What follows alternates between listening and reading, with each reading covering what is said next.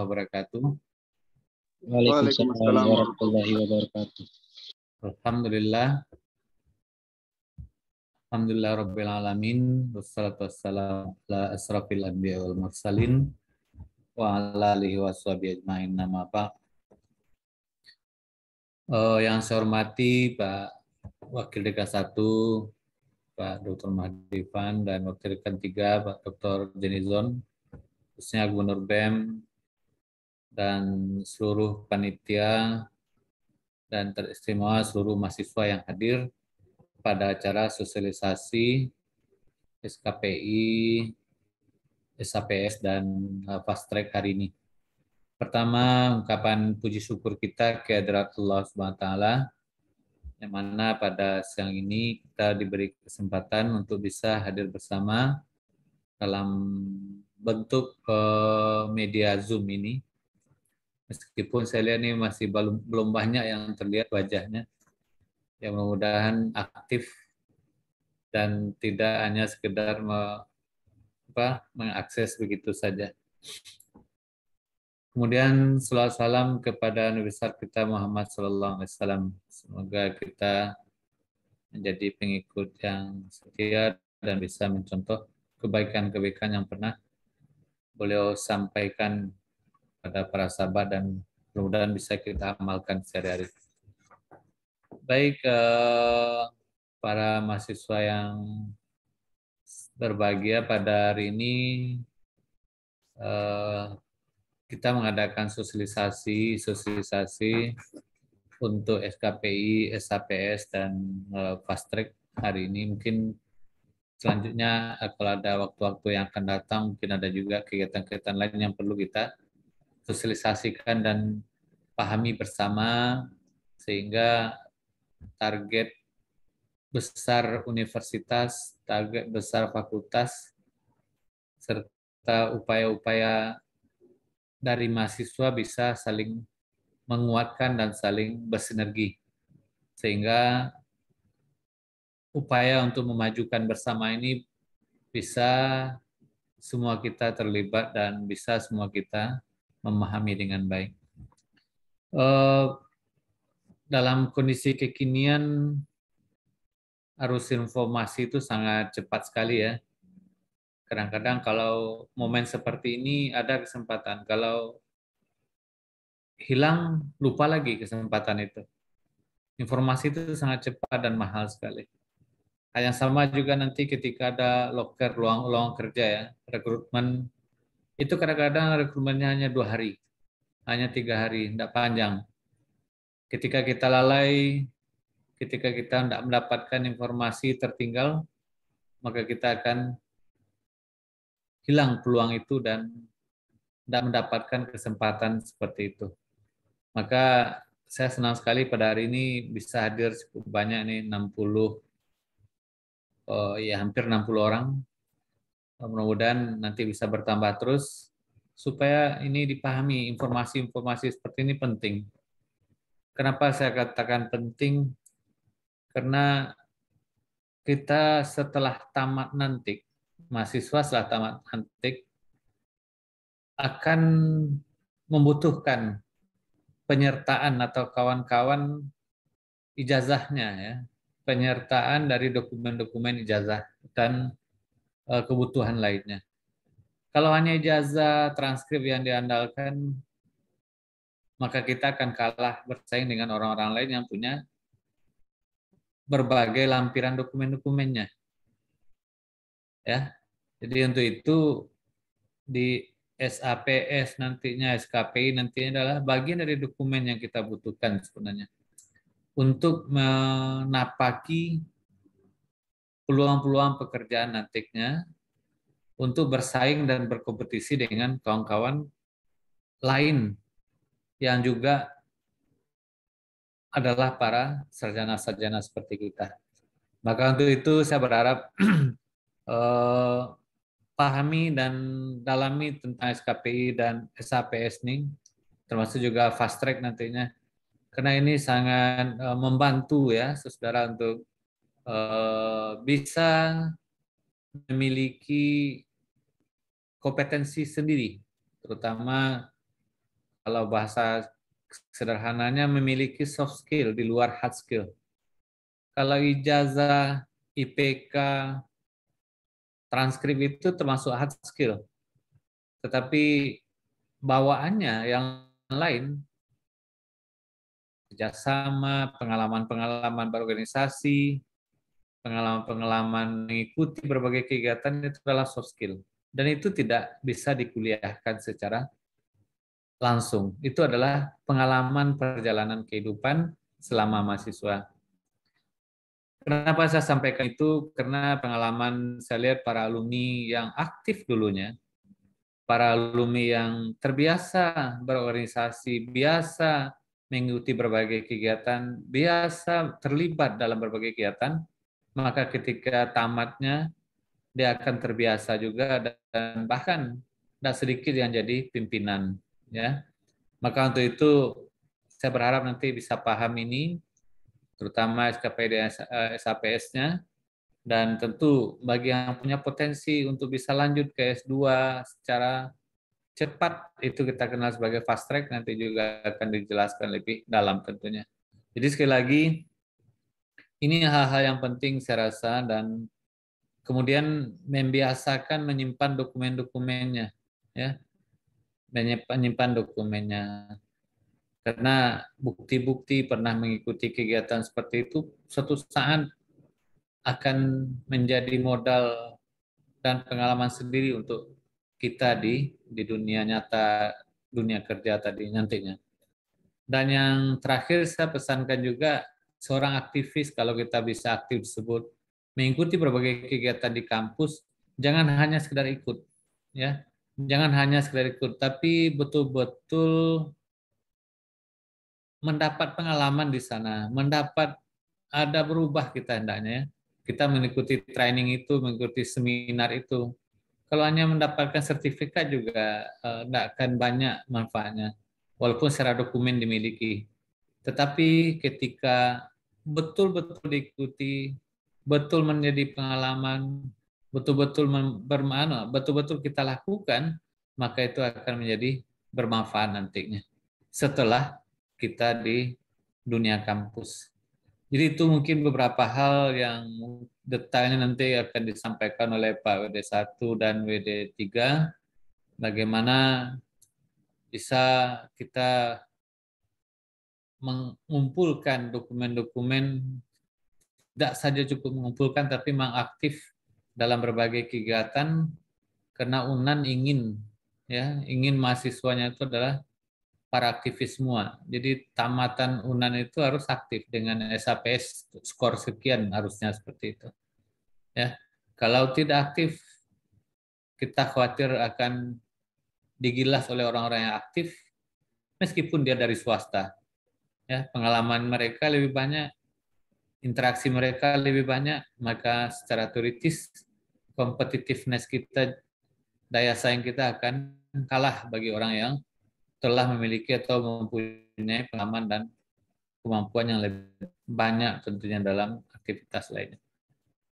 Mungkin itu sebagai pengantar dari saya, dan saya berharap kegiatan ini bisa dimanfaatkan dan diusahakan bisa berinteraksi lebih dalam, terutama dengan kegiatan SAPS dan SKPI-nya. Dan bagi yang potensial untuk ikut fast track, silakan ikut di fast track, karena ini kesempatan untuk mendapatkannya lebih besar. Kita hanya menambah 1 tahun, sementara bisa mendapatkan gelar magister sekalian. Apalagi UNAN di MIPA, terutama kita di MIPA, banyak sekali peluang hibah-hibah S2-nya. Nih di UNAN itu yang terbanyak menerima hibah penelitian itu adalah dari MIPA. Ya, hampir 50% dari seluruh penerimanya dari MIPA. Dan itu banyak peluang dari anak-anak fast track dengan penelitian-penelitiannya. Itu mungkin yang bisa saya sampaikan, dan semoga kegiatan ini bisa berjalan baik dan ikuti dengan baik, serta nanti diimplementasikan dalam aktivitas perkuliahan dan kehidupan kampus selama 4 tahun pendidikan di FMIPA Universitas Andalas. Itu saja, mohon maaf kalau ada yang kurang. Semoga lancar dan berjalan baik. Saya mungkin jam 2 ada rencana kuliah. Saya akan kuliah nanti, silakan dilanjutkan oleh Pak UD1 dan UD3. Kemudian saya kembalikan kepada panitia Ridho. Bila taufiq hidayah. Assalamualaikum warahmatullahi wabarakatuh. Waalaikumsalam warahmatullahi wabarakatuh. Terima kasih kepada Bapak Sukri sebagai Dekan FIPA yang telah menyampaikan kata sambutannya. Selanjutnya, penyampaian materi mengenai SKPI yang akan disampaikan oleh Wakil Dekan 1 FIPA Universitas Andalas kepada Bapak Madipen.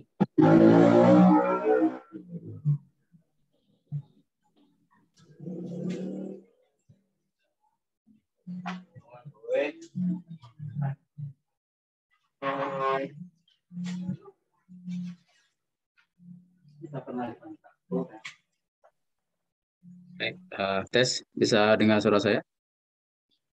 Bisa, Pak. Ya, baik. Bismillahirrahmanirrahim. Assalamualaikum warahmatullahi wabarakatuh. Waalaikumsalam warahmatullahi wabarakatuh. Alhamdulillahirrahmanirrahim. Wassalatu wassalamu ala asyrofil anbiya'i wal mursalin wa ala alihi wa sahbihi ajma'in. Asyhadu an la ilaha illallah wahdahu la syarika lah. Wa asyhadu anna Muhammadan abduhu wa rasuluh la nabiyya ba'da. Yang kita hormati Pak Dekan, kemudian Pak Wali Kota, Bapak Ibu Kaprodi dan Pembina Hima, kemudian Ketua BEM, ya, Gubernur BEM, Saudara Usama dan perangkatnya serta panitia yang terlibat dalam organisasi acara ini, dan tentunya mahasiswa-mahasiswa semua, ya, mahasiswa MIPA yang kita undang untuk bisa hadir ya dalam acara ini. Sebetulnya materi yang disampaikan sebenarnya materi yang mungkin pernah Anda dapatkan gitu ya. Cuman kita melihat dari tahun ke tahun semakin sedikit gitu ya yang memanfaatkan kesempatan-kesempatan yang sudah kita tawarkan, ya, sudah kita fasilitasi di fakultas ya dan di UNAN, seperti halnya misalnya ini ya, surat keterangan pendamping ijazah ini. Jadi SKPI ini kita di MIPA sudah sejak tahun 2018 itu ya, sudah menerapkannya dan sudah punya aplikasi sendiri. Kemudian tahun 2021 kemarin kita pindahkan ke aplikasi ke UNAN. Nah, tapi sayang ya, selama setahun itu yang kita sudah pindahkan ke UNAN itu tidak ada satupun mahasiswa yang memanfaatkannya gitu ya. Nah, jadi ini sesuatu yang sangat penting sekali untuk kita cermati karena ini sangat bermanfaat gitu ya. Seperti tadi disampaikan oleh Pak Dekan, ini sangat penting, sangat bermanfaat. Jadi mohon untuk dimanfaatkan betul kesempatan ini. Ya, jadi kita akan awali dengan materi tentang SKPI ya, surat keterangan pendamping ijazah ya, bukan pendamping hidup ya, keterangan pendamping ijazah ya. Kalau pendamping hidup itu namanya surat nikah namanya. Oke, jadi SKPI itu atau surat keterangan pendamping ijazah itu ya kita ingatkan lagi ya pada mahasiswa semua, itu adalah dokumen yang memuat informasi tentang pencapaian akademik atau kualifikasi dari lulusan pendidikan bergelar. Ya, di sini kita maksudnya adalah program sarjana ya, program 1. SKPI bukan media ya yang memastikan pemegangnya mendapat pengakuan ya, bukan itu ya. Bukan semacam sertifikat kompetensi, bukan ya. Dan juga bukan pengganti ijazah ya. Jadi ijazah tetap akan diberikan, dan juga bukan pengganti transkrip nilai ya, karena transkrip nilai tetap diberikan. Jadi sifatnya adalah pendamping saja ya. Pendamping ijazah untuk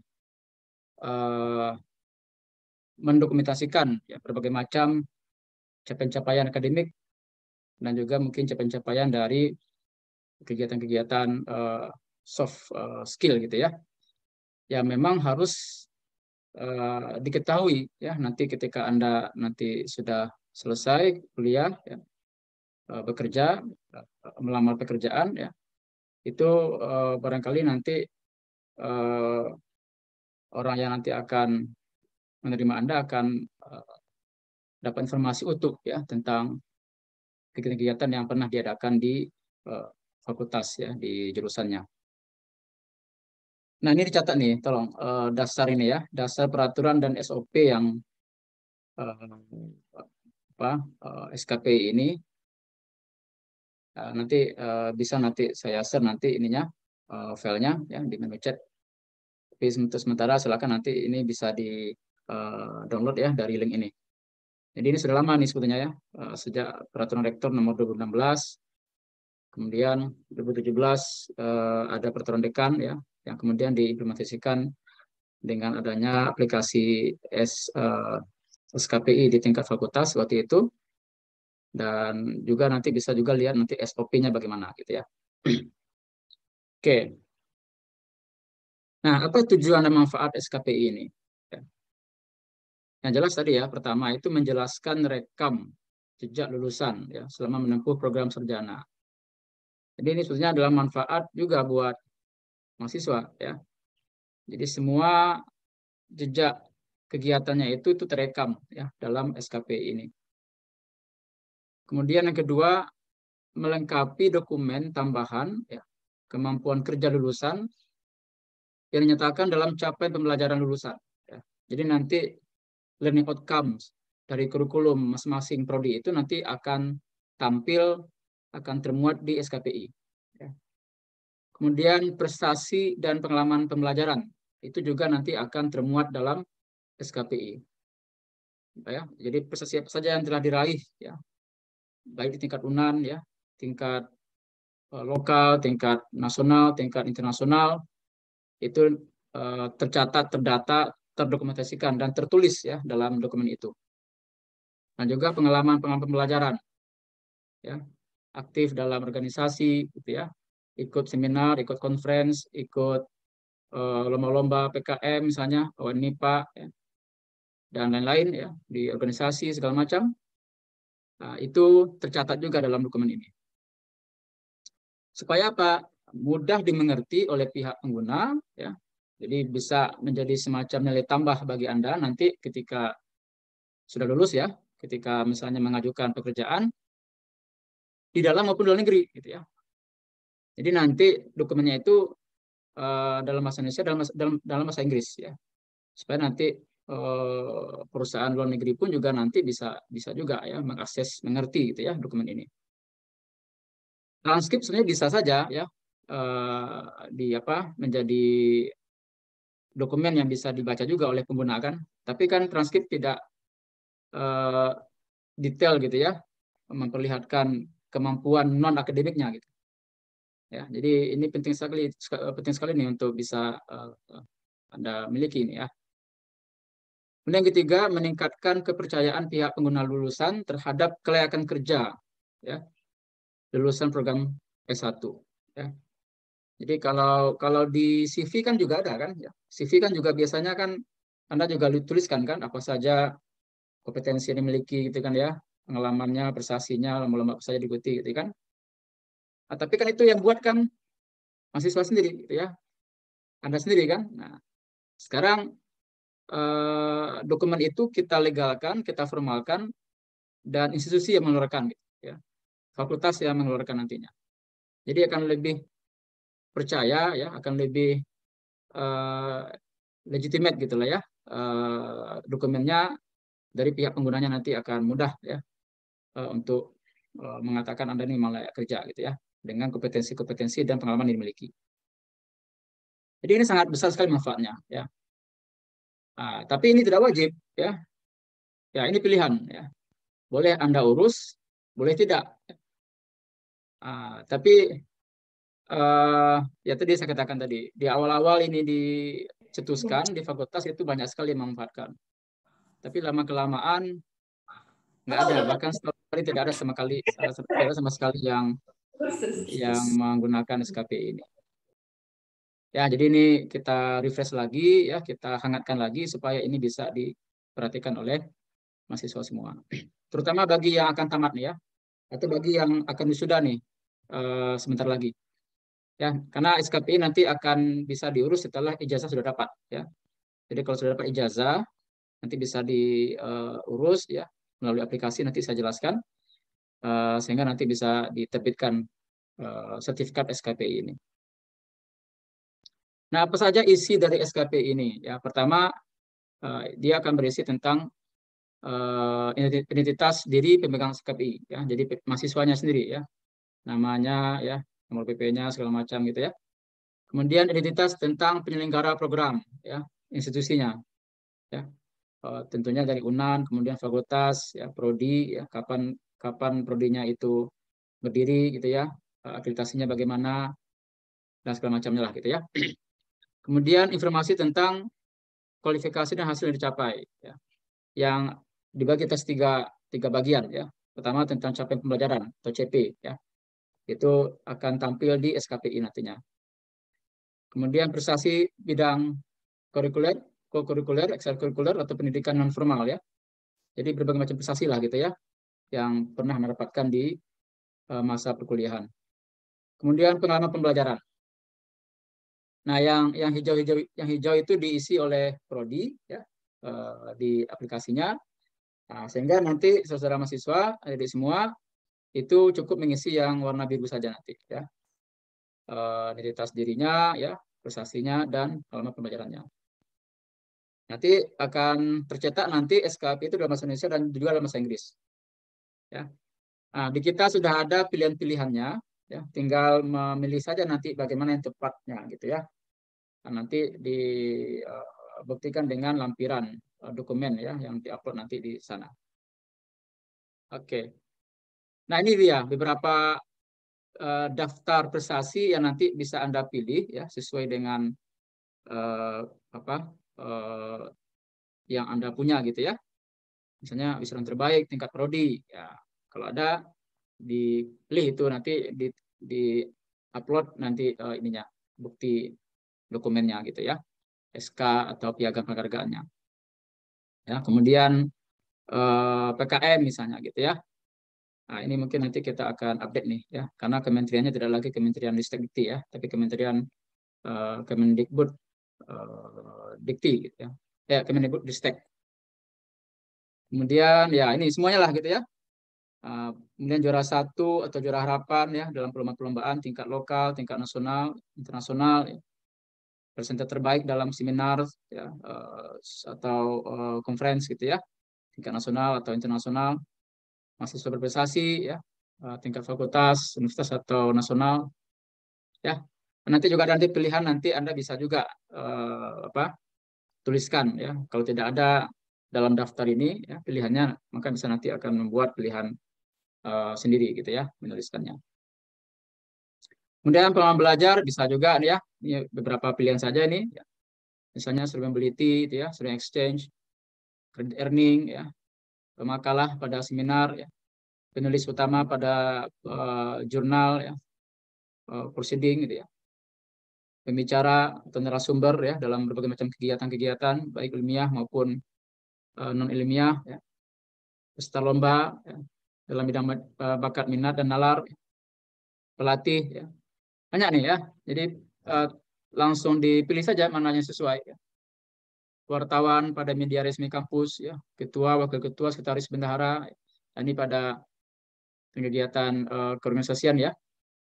Kemudian ini kegiatan pada ini ya, serah kampus nih ya. Nah, ini yang kegiatan di organisasi di jurusan ya, sampai tingkat universitas.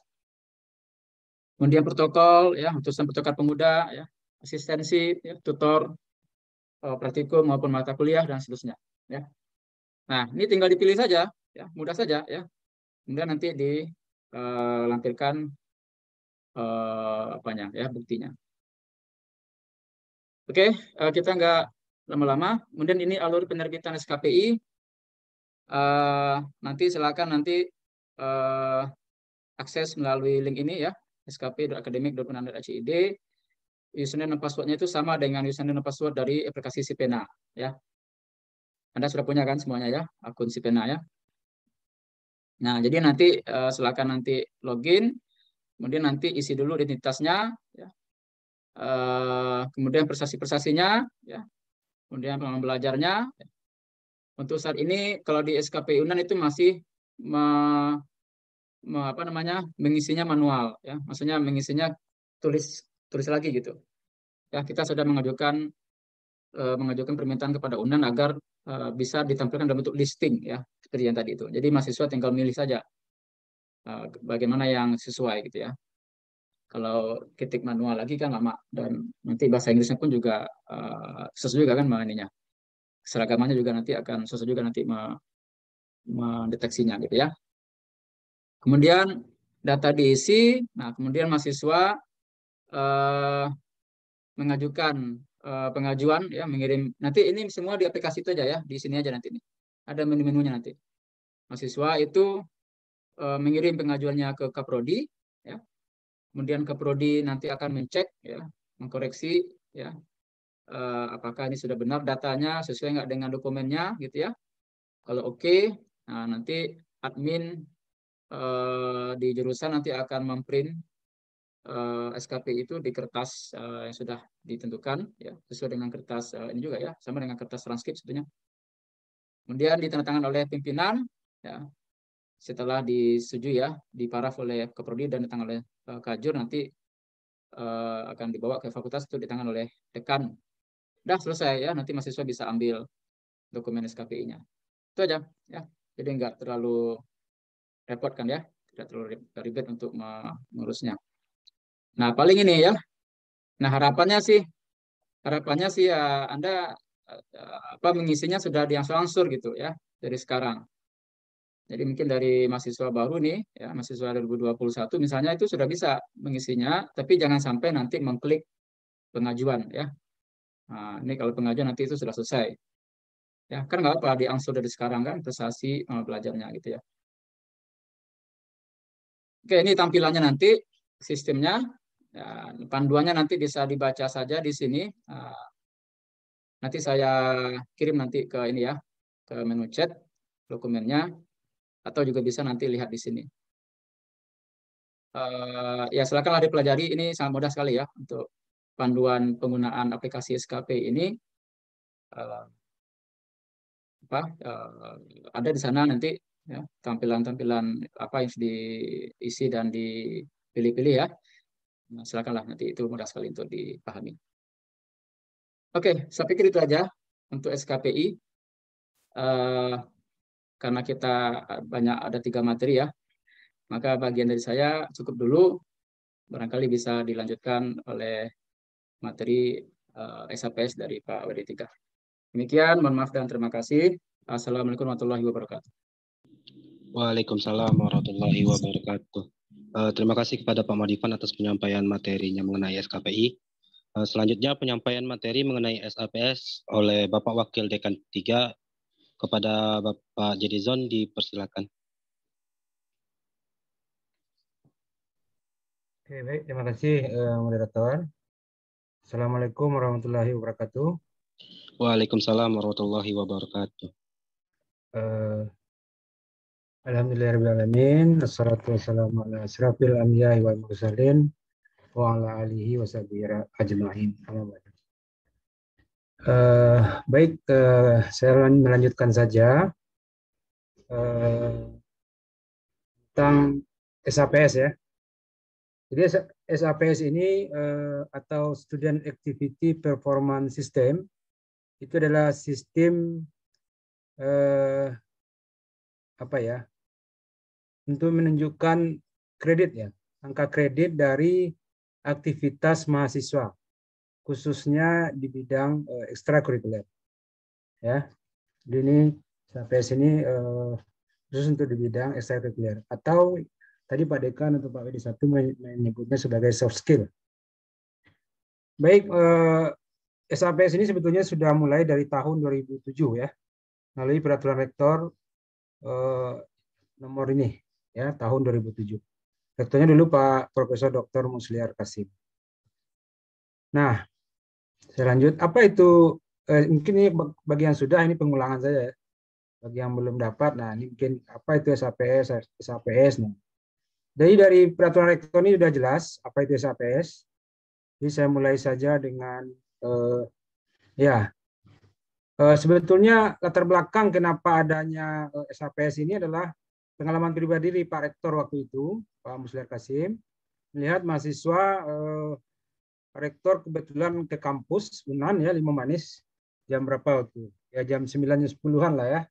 Artinya kan baru selesai sesi 1, shift 1 kuliah. Jam 9.10 itu mahasiswa sudah banyak yang pulang. Ya. Nah, Pak Musliar Kasim jadi kepikir waktu itu Pak Rektor ya, mahasiswa kita ini hanya belajar aja pikirannya. Tidak ada ingin untuk menimba ilmu selain ilmu di bangku kuliah gitu ya, di kelas. Nah, ini yang kepikiran oleh Pak Rektor sehingga beliau khawatir nanti mahasiswa kita hanya mahasiswa yang bisa hanya seperti kata dalam tempurung saja, tidak berani untuk keluar, tidak bisa untuk beradaptasi dengan dunia luar, ya, tidak bisa ngomong nanti kalau wawancara, nah ngomongnya udah bapak bibu aja kan. Ini yang dikhawatirkan oleh Pak Rektor waktu itu sehingga Unan itu mendorong mahasiswa kita untuk bisa beraktivitas di luar ruang kelas gitu ya. Nah, dari peraturan rektor ini saya langsung saja ke apa itu SAPS ini ya. Nampak ini? Kelihatan, Pak. Ya. Jadi SAPS itu adalah penilaian. Jadi, adalah performan tadi ya. Performan itu kan penilaian dari aktivitas mahasiswa dalam kegiatan ekstrakurikuler selama menjalani studi di universitas. Itu yang SAPS ini.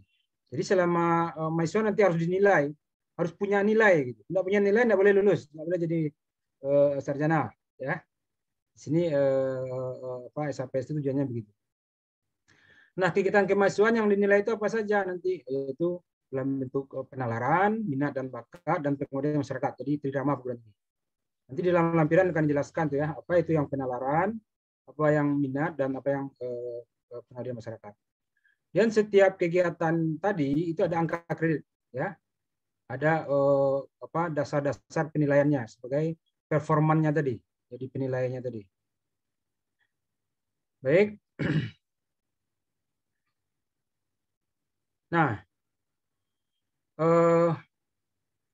tujuan dari SAPS ini, ya, tujuannya adalah pertama mendorong mahasiswa untuk lebih aktif ya dalam kegiatan ekstrakurikuler.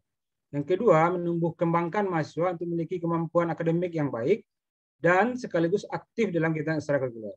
Ya, dan menilai tingkat keaktifan mahasiswa dan menghasilkan alumni Unan yang cerdas dan kompetitif. Jadi kompetitif di sini nanti salah satunya ya bagaimana Anda bisa bersaing nanti ya dengan lulusan-lulusan lain dalam misalkan wawancara penerimaan pegawai atau dalam suatu perusahaan ya, kalau Anda tidak bisa ngomong dengan baik atau tidak terbiasa begitu berbicara, mengungkapkan ide yang dari kepala dengan dengan ucapan Anda ya di sini kan tidak kompetitif jadinya, tak nampak gitu ya. Walaupun Anda mungkin cerdas, secara IP Anda nilainya tinggi, tetapi secara performan tidak nampak gitu dalam Anda berbicara di depan orang atau dalam wawancara nantinya. Nah, SAPS ini meliputi ketentuan-ketentuan yang menyangkut bentuk kegiatan mahasiswa ya. Dan ada penetapan penilaian, ada tim penilai, dan nanti juga ada penghargaan ya. Nah, kegiatannya adalah semua kegiatan dalam bidang penalaran minat dan bakat ya. Dan pengabdian masyarakat dalam kampus Unan maupun di luar universitas. Ya. Oke.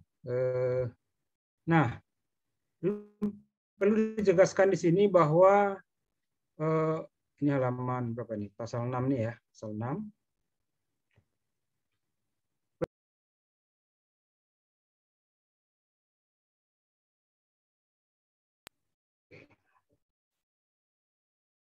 Di pasal 6 ini dikatakan bahwa setiap mahasiswa itu harus memenuhi komposisi ya. Ada minimal 25% berasal dari bidang penalaran untuk angka kredit di SAPS ini. Dan sekurang-kurangnya 45% berasal dari bidang minat dan bakat. Dan sebanyak-banyaknya, gitu, artinya sebanyak-banyaknya 20% dari bidang pengabdian masyarakat. Jadi artinya di sini kalau bidang penalaran tidak boleh kurang dari 25%, gitu, ya. Dari di sini batas minimalnya nanti 50 ya. Pasal 9 mengatakan mahasiswa wajib mencapai angka kredit minimal 50. Jadi 25% dari 50 berapa itu? 12,5 ya. Nah, 12,5 itu sekurang-kurangnya berasal dari bidang penalaran, 45% berasal dari bidang minat dan bakat. Sebanyak-banyaknya 20% bidang pengabdian masyarakat. Ini sebanyak-banyaknya artinya sekurang-kurangnya berapa ya? Artinya boleh 0 nih. Kalau sebanyak-banyaknya 20%, minimalnya tidak ada ya, berarti boleh tak ada. Ya. Tapi yang A1 dan 2 ini harus wajib ada. Ya. Nah, untuk pasal 7 ini tentang kalau ada mahasiswa membuat karya ilmiah ya, atau apa namanya semacam jurnal barangkali, nanti penilaiannya adalah 60% bagi penulis utama, 40% bagi semua penulis lainnya. Ya. Nah, klasifikasi di pasal 8, kalau Anda mencapai besar dari 300 poinnya, itu dikatakan sangat aktif. Antara 201 sampai 300 aktif, 101 sampai 200 itu cukup aktif, dan 50 sampai 100 itu kurang aktif. Ini batas minimalnya tadi kan 50. Kalau tidak capai 50, kenapa? Nah, kalau mahasiswa tidak mencapai angka 50 disebutkan di sini, maka yang bersangkutan ditunda sidang sarjananya sampai angka kredit mencapai syarat minimal. Ya. Ini artinya ini wajib ya, harus ada minimal 50 poin dari SAPS-nya. Oke, tim penilai mungkin tidak perlu, nanti bisa dibaca ini. Ya. Nah, syarat dan tata cara penilaian. Nanti ini mungkin kita punya sistem baru ya Pak WD1 untuk tata cara ini. Ya, betul. Melalui mungkin Pak WD1 nanti menjelaskan. Nah, selama ini kan kita manual ya. Mahasiswa yang membuat SAPS-nya itu kebanyakan manual. Kalau sampai ke saya yang akan dilanjutkan ke PR3 itu manual. Nah, nanti kita akan gunakan di MyFMIPA yang sudah ada ininya, fasilitasnya ya. Nanti mungkin lebih jelasnya akan dijelaskan oleh siapa nanti Pak WD1 barangkali. Bahwa untuk SAPS lulusan tahun depan, wisuda tahun depan, mahasiswa harus mengisi di MyFMIPA untuk SAPS-nya. Ya. Jadi salah satu tujuan sosialisasi hari ini adalah untuk mengingatkan mahasiswa kembali bahwa kalau Anda mengisi SAPS di MyFMIPA ya Anda bisa untuk seterusnya dilanjutkan apanya, mulai dari KRS-nya dan sebagainya ya, sampai nanti Anda mau daftar untuk sidang sarjana, SAPS-nya nanti dikeluarkan dari sistem yang ada di MyFMIPA ini. Ya. Kemudian lampiran tentang penetapan angka kredit dari SAPS ini ya. Kita baca sekilas. Nah, tadi sudah disebutkan ada tiga bidang ya di dalam SAPS ini. Yang pertama penalaran, kemudian minat bakat, yang ketiga pengabdian masyarakat. Untuk penalaran ada unsur pertamanya menulis karya ilmiah. Jadi kalau Anda menulis karya ilmiah, nanti ada angka kreditnya ini, ada yang kategori internasional, nasional, regional, dan sebagainya. Ya. Jadi kalau Anda sampai internasional ini poinnya udah 40 ini ya. Tapi aturan untuk penilaian tadi ada yang di bab berapa tadi? Penulis utama itu 60%, dan penulis lainnya dibagi semuanya totalnya 40% ya. Khususnya. Dia bisa juga Anda menulis di koran gitu. Ada juga angka kreditnya ini ya. Dan unsur dari penalaran yang kedua, ini penting juga bagi kita. itu mengikuti lomba, karya ilmiah, atau karya tulis, atau pemikiran kritis dan debat. Ya, nah ini poin-poinnya nih. Jadi pertanyaannya kan kemarin kita ada lomba KM MIPA ini banyak ya. Apakah masuk nggak ini? Ini masuk ini menurut saya. Ya, karena ini tingkat universitas. Sini kan mengikuti saja. Tidak ada dikatakan apakah dia memenangkan lombanya dan sebagainya. Cukup mengikuti tingkat universitas sudah 10 poin ini. Ya. Mengikuti lomba KM MIPA itu. Kemudian apa lagi? Ini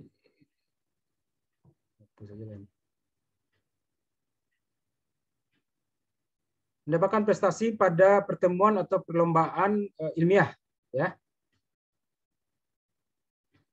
Nah, nomor 3 ini. Ini poin-poinnya.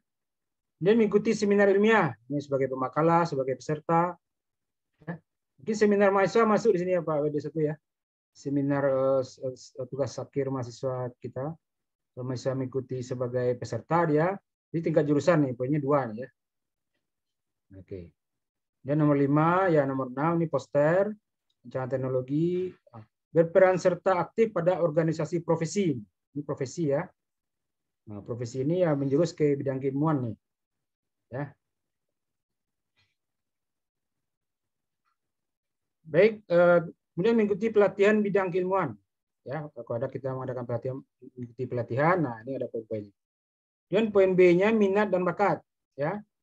Nah, ini menduduki jabatan pada badan kemahasiswaan. Nah, ini seperti kalau duduk di sebagai presiden BEM ke tingkat universitas, nah, ya. Nah, poinnya 25 gitu ya. Dan seterusnya. Kalau di fakultas, BEM fakultas juga ada poinnya.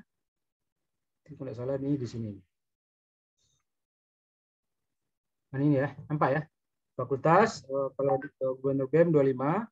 Kalau ketua HIMA di mana? Nah, ini di DLMF ini ya. Nah, ketua sekretaris ini juga 25. Nah, untuk kepengurusan di badan kemahasiswaan. Kemudian kalau mempunyai prestasi bidang olahraga atau humaniora, ini tingkat internasional sampai fakultas jurusan, nah sudah ada poinnya. Dan mengikuti perlombaan bidang olahraga. Jadi mengikuti saja tanpa prestasi. Nah, poinnya yang ini. Ya. Kalau misalkan Anda mengikuti tingkat internasional, poinnya sudah 30 itu. Kalau juara ya 40 poinnya. Itu sudah 70 ya. Kalau digabung. Ya. Nah. Seperti KM MIPA itu juga mengikuti saja berapa tadi? Tidak salah berapa? 5 ya. Nah, kalau juara gimana? Nah, tambah lagi poinnya. Kemudian mengikuti perlombaan bidang olahraga humaniora udah, dan peran serta aktif dalam organisasi olahraga atau humaniora, UKMF atau UKF sebagai pengurusan ya. Dia mewakili perguruan tinggi duduk dalam panitia antar lembaga. Ini kalau ada kegiatan-kegiatan, tapi mewakili perguruan tinggi ya. Nah, ini sampai regional nih. Ya. Mengikuti pertemuan organisasi, lembaga atau tiap kegiatan, tiap kegiatan ya. Nah, ini nasional, regional, nasional dan seterusnya. Ini poin-poinnya. Dan berperan serta aktif dalam kepanitiaan tiap kegiatan. Ketika universitas paling rendah nih ya. Dan nilainya 5. Jurusan ada, jurusan nilainya 2 ya. Kalau berperan serta aktif dalam kepanitiaan tiap kegiatan ya ini banyak nih bisa Anda dapatkan di sini. Kemudian nomor 8 mengikuti pelatihan bidang minat dan bakat. Ini juga ada mengikuti pelatihan seperti bidang nalar tadi juga ada pelatihan ya. Poin-poinnya. Terakhir pengabdian pada masyarakat. Ini ada memberikan layanan kepada masyarakat tiap kegiatan. Kemudian yang kedua memberikan pelatihan keilmuan ya. Nah, ini poin-poinnya. Ini kalau tidak salah ini BEM fakultas, BEM FIPA-nya sudah ada ininya ya. Sudah ada bidang-bidangnya di BEM ya. Di himpunan juga saya lihat juga ada. Nah, itulah kira-kira apa itu SAPS. Sekali lagi saya ingatkan kepada mahasiswa. Mungkin ini mahasiswa baru apakah sudah dapat ini informasi ini bahwa mahasiswa wajib mengikuti mengisi SAPS ini. Minimal poinnya tadi adalah 50. Kalau belum mencapai 50, itu sidang sarjananya harus ditunda sampai angka kreditnya terpenuhi. Nah, mungkin itu saja tentang SKPS. Mungkin nanti kita minta juga bagaimana cara pengisian ya, pengisian SKPS yang nanti, untuk mulai besok barangkali ini Pak D21 ya, menggunakan MyFMIPA gitu. Menggunakan sistem bukan secara manual. Nanti secara sistem ini otomatis nanti kalau Anda sudah mau sidang sarjana, Anda tinggal lapor, maka nilai angka kredit SKPS-nya mungkin dalam bentuk suatu bentuk suatu yang sudah dirancang oleh operator ini sudah dapat semacam sertifikat gitu ya, sertifikat SKPS-nya. Atau ya ini kan nilai ya, isinya kan nilai-nilai tadi. Tinggal diperiksa nanti oleh, kalau tidak salah ini yang memeriksanya adalah dosen kemahasiswaan di jurusan masing-masing, ya, dosen pembina kemahasiswaan. Kemudian juga akan ditangani oleh Pak Dekan juga mungkin ya, Pak D1 ya. Dan nanti kalau siapa yang ingin menyerahkan dan ini kan juga akan digunakan nanti di surat keterangan pengganti ini ya, SKPI tadi ya. Nah, jadi sangat penting untuk mengisi SKPS, dan pengisiannya setiap sebelum ini ya, kalau tidak salah sebelum KRS. Oke, mungkin itu saja dari saya. Kalau ada nanti yang ingin tanyakan bisa kita diskusikan. Maaf ada yang salah. Assalamualaikum warahmatullahi wabarakatuh. Waalaikumsalam warahmatullahi wabarakatuh. Terima kasih kepada Pak Jelizon yang telah menyampaikan materi mengenai SKPS. Selanjutnya, penyampaian materi mengenai fast track yang akan disampaikan oleh Wakil Dekan 1 kepada Pak Marifan, disilakan. Mungkin sebelum saya sampaikan tentang fast track ya, tadi kan kita seperti yang disampaikan oleh Pak WD3, kita sudah punya aplikasi di MyFMIPA itu pengisian SKPS online ya, jadi tidak lagi manual. Kalau manual tidak terdata ya, tidak termutasi secara permanen ya. Tapi kalau online, dan itu nanti akan langsung link dengan data prestasi setiap jurusan nantinya ya. Ini tidak lagi kerepotan, tolong dikumpulkan lagi ininya, sertifikatnya. Ini kan sudah kan gitu ya. Nah, sekarang kalau sudah ada ini, itu sudah tersimpan dan langsung nampak siapa misalnya ini juara berapa segala macamnya gitu ya, itu bisa terdata, langsung tampil di web. Itu yang kita harapkan ya, itu sudah terintegrasi dengan web. Dan tadi seperti juga sampaikan oleh Pak WD3 tadi, kita harapannya ini diupdate terus ya, diupdate rutin oleh mahasiswa di setiap semester. Jadi tidak ditumpuk-tumpuk di akhir akan selesai mau syarat wisuda, bukan ya. Supaya nanti kita bisa melihat perkembangan prestasi setiap mahasiswa setiap semesternya itu update terus. Nah, jadi untuk mandu informasi panduan ini, aplikasi di MyFMIPA ini, kebetulan ini adminnya sedang mengawas UTBK nih, Pak WD3 Zumar. Jadi saya minta beliau untuk merekam dalam bentuk video. Jadi ada baiknya kita dengarkan saja video panduan pengisian SKPS ini ya di aplikasi MyFMIPA ya. Oke, saya share saja videonya. Ini ada di YouTube sebetulnya. Ya, jadi itu aja, barangkali kita dengarkan dulu ya dalam beberapa menit kemudian bagaimana panduan penggunaan SKPS di MyFMIPA ini. Oke, ini sudah kelihatan ya? Itu? Sudah, Pak. Sudah, Pak. Sudah ya. Oke, ini agak lama juga dikit nih, 13 menit. Tapi nggak apalah. Ya, kita dengarkan saja lah. Mendemokan salah satu fitur yang sudah ada di aplikasi MyFMIPA, yaitu fitur SKPS. Seperti yang kita ketahui bahwasanya fitur SKPS ini digunakan oleh mahasiswa nantinya untuk sebagai tempat mengupload semua dokumen-dokumen kegiatan ekstrakurikuler yang pernah dilakukan selama masa studi di Universitas Andalas. Selanjutnya yaitu di sini saya akan mencoba untuk mendemokan atau menjelaskan bagaimana langkah-langkah cara penggunaan dari aplikasi SAPS tersebut. Langsung saja kita masuk ke aplikasi MyFMIPA dengan mengunjungi website tersebut. Setelah kita berada di tampilan seperti ini, maka kita akan diminta untuk memasukkan username dan juga password. Bagi mahasiswa seperti biasa, yaitu untuk username diisikan dengan nomor BP.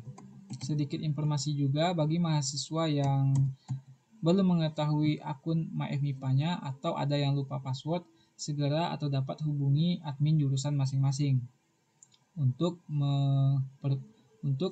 mengatasi hal tersebut.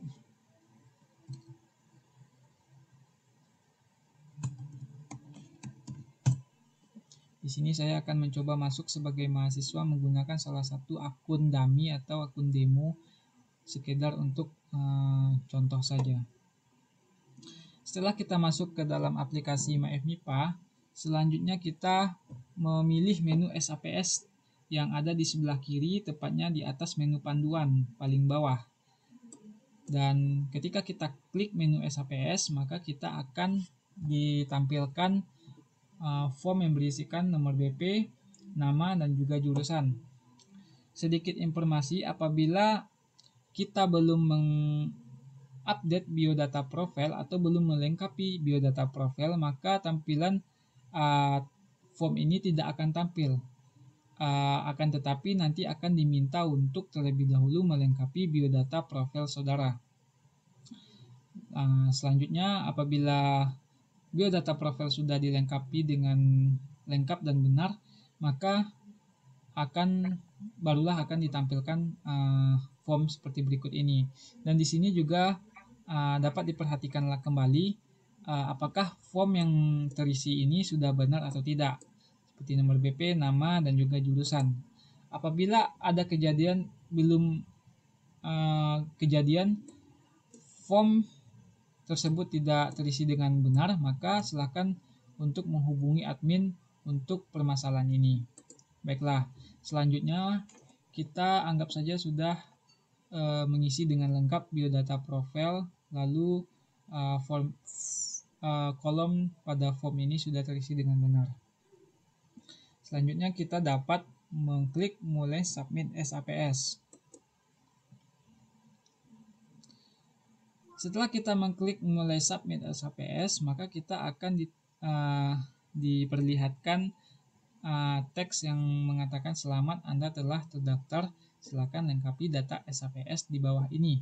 Baiklah, di bawah ini ada dua tombol, yaitu tambah data dan juga minta verifikasi SAPS. Dan di bawah tombol ini juga terdapat beberapa tabel, yaitu tabel yang sudah dibagi per kategori. Yang pertama yaitu kategori penalaran, yang kedua yaitu bidang minat dan bakat, yang ketiga pengabdian masyarakat. Nanti setiap kegiatan-kegiatan atau dokumen dari kegiatan yang kita upload nanti akan tampil di dalam tabel ini sesuai dengan kategori nantinya yang kita pilih. Di sini lanjut saja, saya akan mencontohkan bagaimana cara menginputkan sebuah kegiatan ke dalam fitur SAPS ini.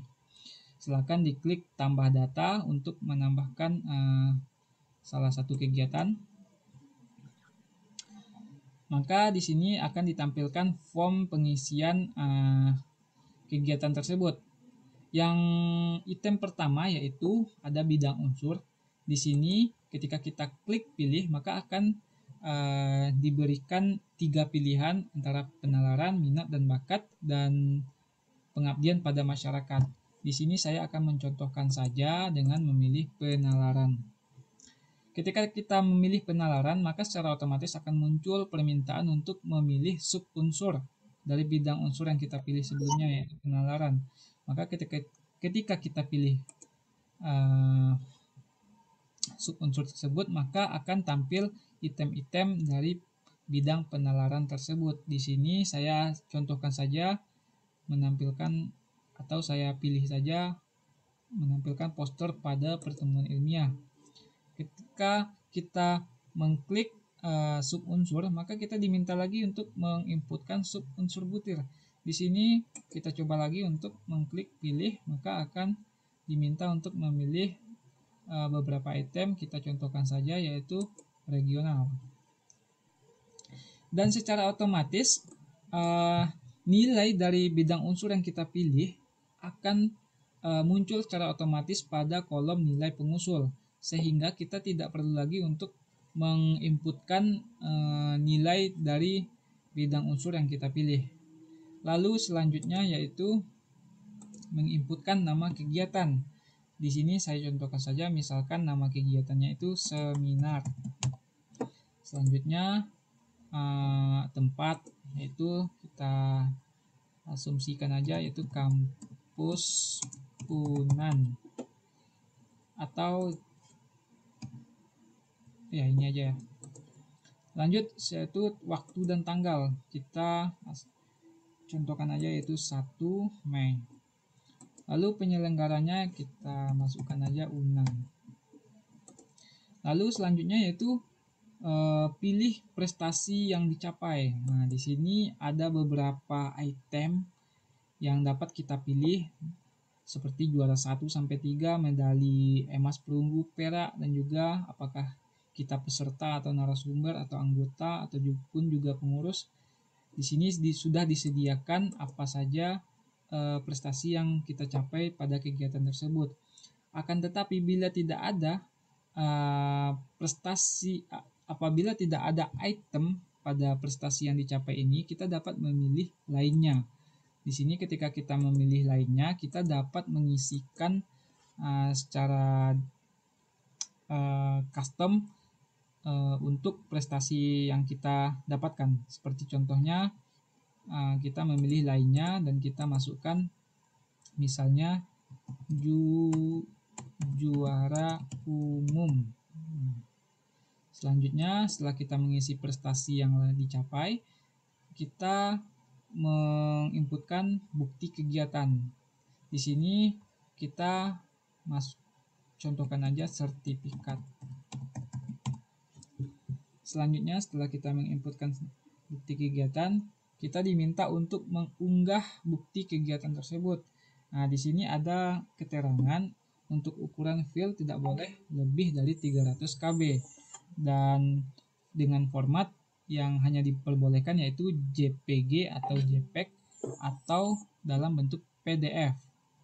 Dan di sini mari kita klik choose file untuk mencari file kita, file sertifikat kita.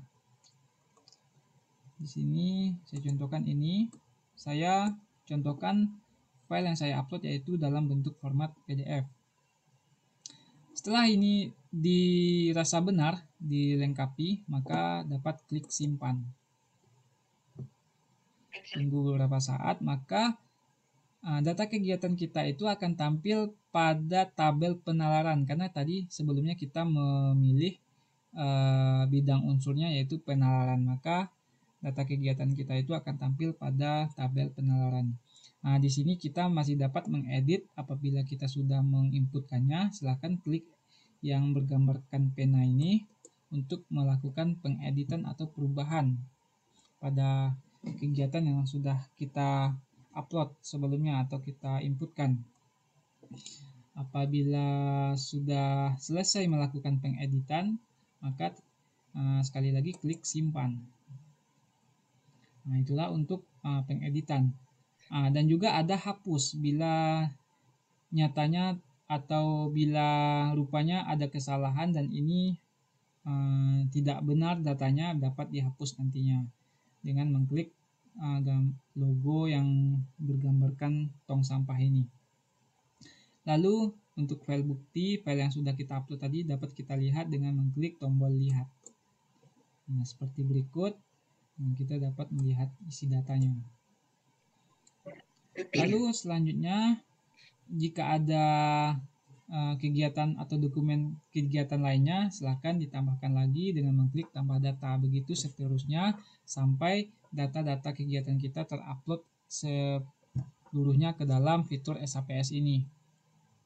Selanjutnya, apabila data SAPS ini sudah lengkap, dirasa sudah cukup dan lengkap, maka kita barulah meminta verifikasi SAPS kita ini kepada tim penilai dengan cara mengklik tombol minta verifikasi SAPS.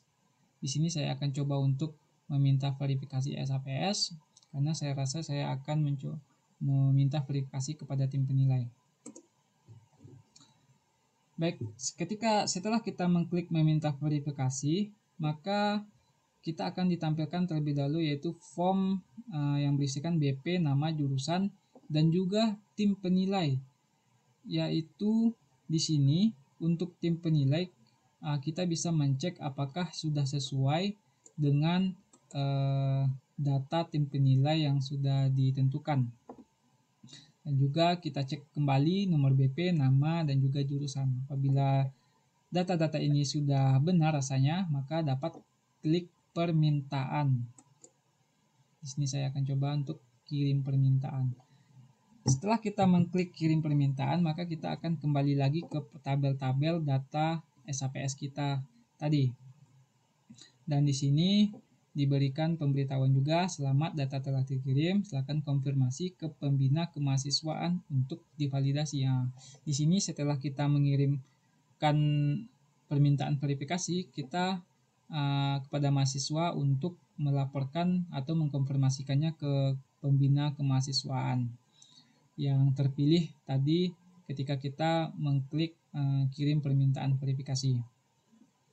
Selanjutnya, apabila ternyata ada kesalahan atau ada perubahan lagi, maka mahasiswa dapat mengklik batalkan permintaan validasi dengan mengklik ini yang seperti ada di layar ini jika terjadi ada sesuatu kesalahan.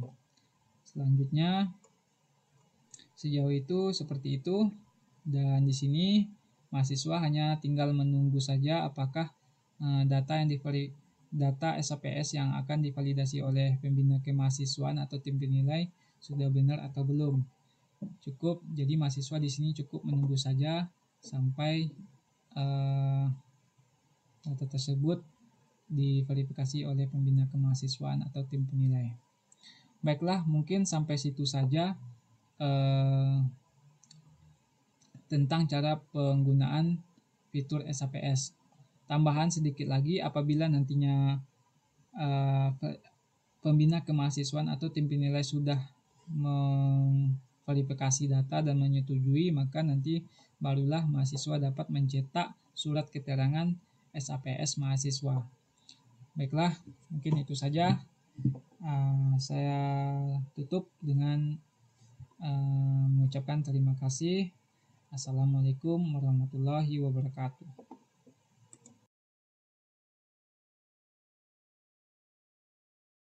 Ya, begitu panduan dari pengisian SAPS. Ya, jadi nanti SAPS ini nanti akan kita update terus setiap awal semester ya. Jadi sebelum KHS, sebelum KRS, itu nanti setiap mahasiswa harus mengupdate ya SAPS ini. Jadi nanti tidak akan bisa mengisi apapun di MyVipa sebelum mengisi SAPS gitu ya. Sebagai syarat untuk bisa nanti konsultasi dengan dosen PA-nya masing-masing. Nanti dosen PA nanti juga akan mencek nanti apakah betul nggak diupdate. Kalau nggak diupdate, katanya update tapi nggak update, nah itu dosen PA bisa menolak ya untuk menyetujui KRS-nya. Oke, demikian ya. Barangkali kita mungkin diskusi dulu mungkin ya, tanya jawab dulu ya, Rito. Sebelum kita lanjut ke fast track, jika ada yang tanyakan tentang SKPI atau SAPS ya, mungkin sekitar 10 menit, nggak apa-apa ya. Silakan. Baik Pak, jadi ditanyakan kepada teman-teman jika ada yang ingin menanyakan bisa langsung mengaktifkan fitur raise hand ya.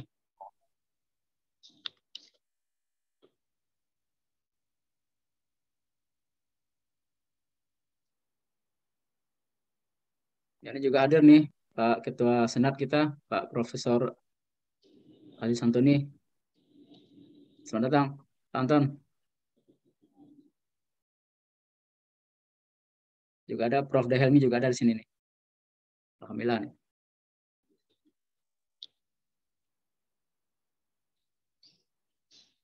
Ada pertanyaan?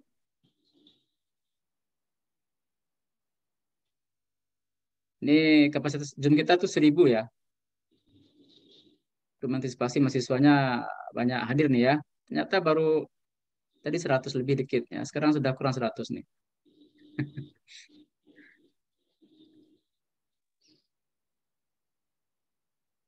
Pak Sukri juga ada sini ya, Pak Sukri Derajat, Kaprodi S1 Kimia.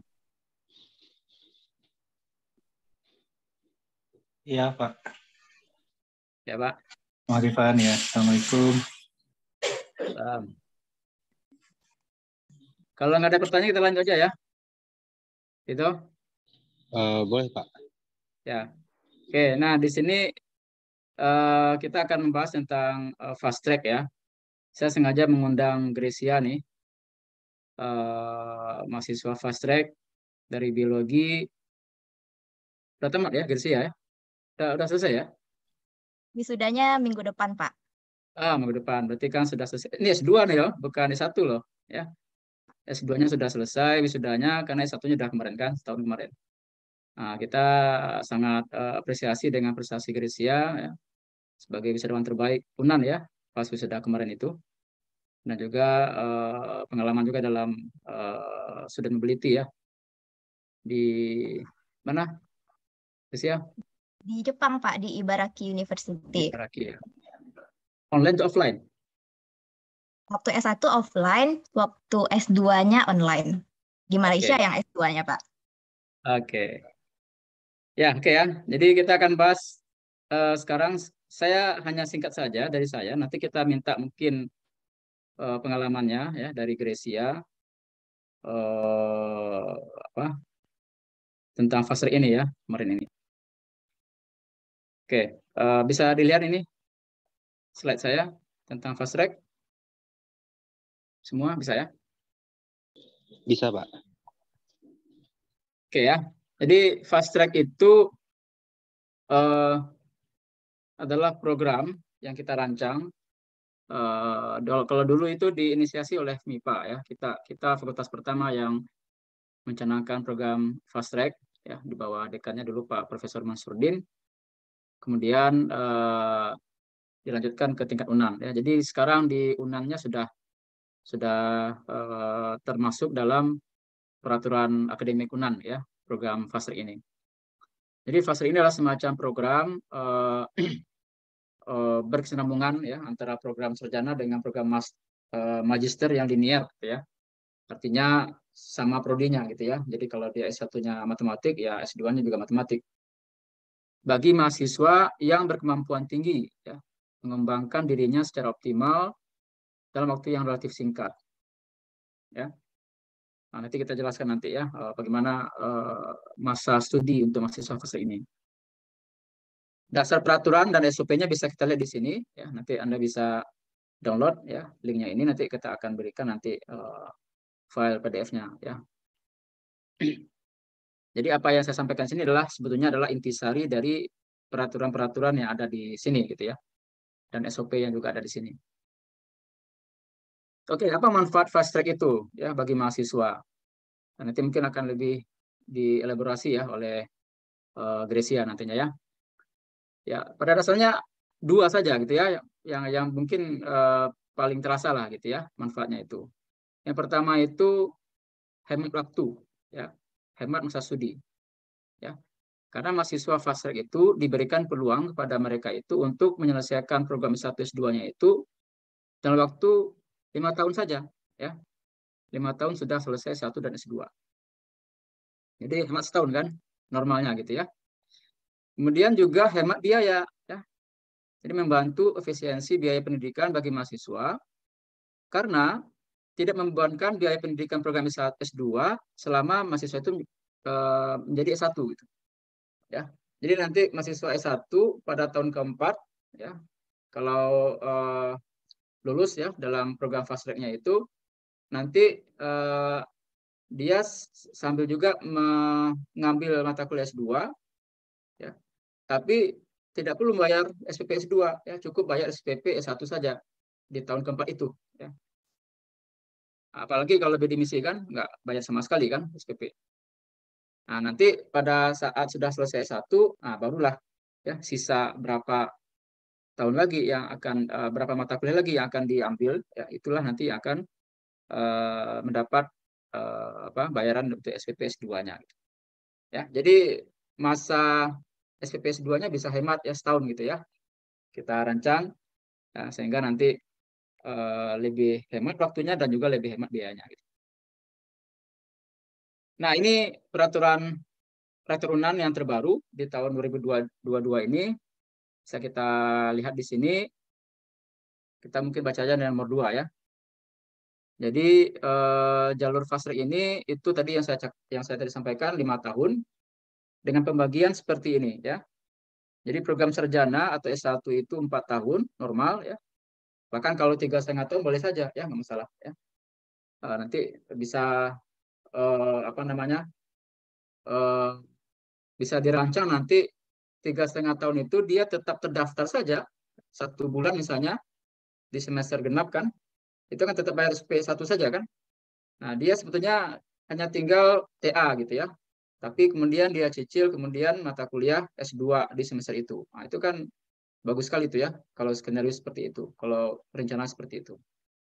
Ya, jadi pada dasarnya S1-nya 4 tahun. Ini normal nih ya.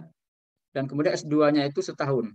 Ya, karena yang setahun selama di S1 sudah dicicil ya S2-nya itu. Dan kalau misalkan katakanlah ada sesuatu ya, nah itu bisa diperpanjang selama 1 semester. Jadi paling lama 5,5 tahun untuk menyelesaikan program fast track ini. Tapi kita desain selama 5 tahun normalnya ya. Bahkan ya kayak Gresian ya. Bahkan ini kan kurang dari 5 tahun ya Gresia ya. Itu sudah bisa selesai S2-nya. Nah, apa saja syaratnya? Ya, syaratnya ya tentu mahasiswanya itu sudah menempuh semester 7 dan 8 ya. Tapi pendaftarannya sudah mulai nih ya di akhir semester 6 nanti akan kita umumkan nanti. Ya. Pertama IPK-nya itu minimal 3,25 ya dengan nilai paling rendah B. Ya, itu yang pertama. Kemudian yang kedua, sekurang-kurangnya telah menempuh 120 SKS ya. Dan terakhir yang ketiga, skor bahasa Inggrisnya ya. TOEFL dan IELTS ya. Kalau TOEFL-nya itu menurut peraturan terbaru itu adalah 475 skornya dan kemudian IELTS itu 5 ya, 5.0 ya. Tapi di bawah saya beri catatan tuh ya, nanti saya jelaskan nanti. Kemudian dosen pembimbingnya itu harus bergelar doktor ya untuk program ini. Dan kemudian topik penelitian TA-nya itu untuk S1 itu harus merupakan kelanjutan dari topik TA-nya nanti di S2 ya. Supaya nanti bisa sinkron gitu ya antara S1 dengan S2-nya di penelitian TA-nya itu. Nah, terkait dengan peraturan terbaru Rektor Unan ini ya, kita di FMIPA akan melakukan penyesuaian ya beberapa item. Jadi tadi saya katakan tadi kan IPK-nya 3,25, paling rendah kan B ya. Jadi kalau mahasiswanya itu katakanlah misalnya nilainya itu ada yang B- ya atau C gitu ya. Boleh-boleh saja daftar asalkan nilai yang kurang dari B itu totalnya 6 SKS paling banyak. Ya. Nah, artinya kita berikan kesempatan kepada mahasiswa seperti ini dan diharapkan mereka mengulang dulu. Ya. Makanya 6 SKS. Kalau lebih 6 SKS, takutnya nanti itu akan terbebani untuk mengulang saja kan. Tapi kalau 6 SKS, kita pikir sudah masih cukup lah untuk mereka bisa mengulang. Kemudian karena nilai TOEFL itu mendaftarnya juga cukup mahal ya. Tes internasional, apalagi IELTS ini ya. IELTS itu bisa sampai 3 jutaan itu kalau daftarnya. Nah, tentu kita pertimbangkan ya biaya untuk mahasiswa seperti ini. Jadi diperbolehkan saja ya menggunakan tes prediksi ya untuk TOEFL atau untuk IELTS juga boleh. Misalkan skornya tetap ini ya 475 minimal dan 5 gitu ya minimal untuk IELTS-nya. Nah, kalau ada hal khusus yang nanti akan dipertimbangkan oleh jurusan, nah itu bisa kita bahas kembali ya. Contoh misalnya ini IPK-nya mahasiswa ini 3,9 ini. Tapi skor TOEFL-nya belum mencukupi ya, mungkin 474 baru misalnya gitu ya. Nah, itu bisa kita pertimbangkan ya. Karena kemampuan bahasa, kemampuan dalam meningkatkan skor TOEFL dan IELTS ini kan bisa diasah ya selama dia masih kuliah ya di S1 ya. Jadi kita bisa akomodir ya hal seperti itu. Ya, yang pasti mahasiswa semua kalau misalnya kurang-kurang dikit ya daftar aja ya ke jurusan nantinya. Ya, nanti akan diumumkan nanti pengumumannya kapan pendaftarannya ya, kemana berkasnya dikumpulkan dan seterusnya gitu ya. Nah, jadi gitu. Kemudian di peraturan dekan ya ya hampir sama sih ya dengan peraturan rektor yang tadi. Mungkin yang nomor 3 nih ya yang saya sampaikan saja. Jadi beban SKS-nya itu nanti untuk mahasiswa fast track S1 S2 ketika dia di S1 ya di tahun keempat itu total mata kuliahnya ya S1 dan S2-nya itu maksimal 18 SKS ya. Nah, tapi jika kondisinya memungkinkan ya untuk bisa sampai 22 SKS ya menurut prodinya itu bisa kita terima ya. Karena kan tadi ya ada tadi yang mengulang misalnya kan 6 SKS tadi kan yang tidak boleh lebih kurang dari B misalnya ya, mengulang dulu.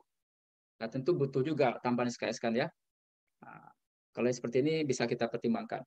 Tapi jangan sampai 24 ya. Kalau 24 ambil mata kuliah 1 dan sekaligus S2 itu cukup berat itu ya bebannya. Kemudian nanti mahasiswa akan mengisi KRS ya dalam masa apanya itu nanti ya sebelum semesternya itu. Jadi nanti akan mengambil mata kuliah S2 ya kalau dia sudah berstatus fast track ya. Dan nanti tentu akan berkonsultasi dengan ketua program studinya ya, ketua program studi S2-nya nantinya. Jadi dalam mengisi KRS untuk mengambil mata kuliah S2 nanti di saat yang sama dengan S1-nya itu mahasiswanya itu harus konsultasi dengan prodi S2 ya. Dan kemudian perkuliahan dilaksanakan secara bersama-sama dengan program magister ya. Jadi mahasiswa fast nanti akan kuliah bareng dengan mahasiswa S2 yang mendaftar ketika itu ya, di kelas reguler ya.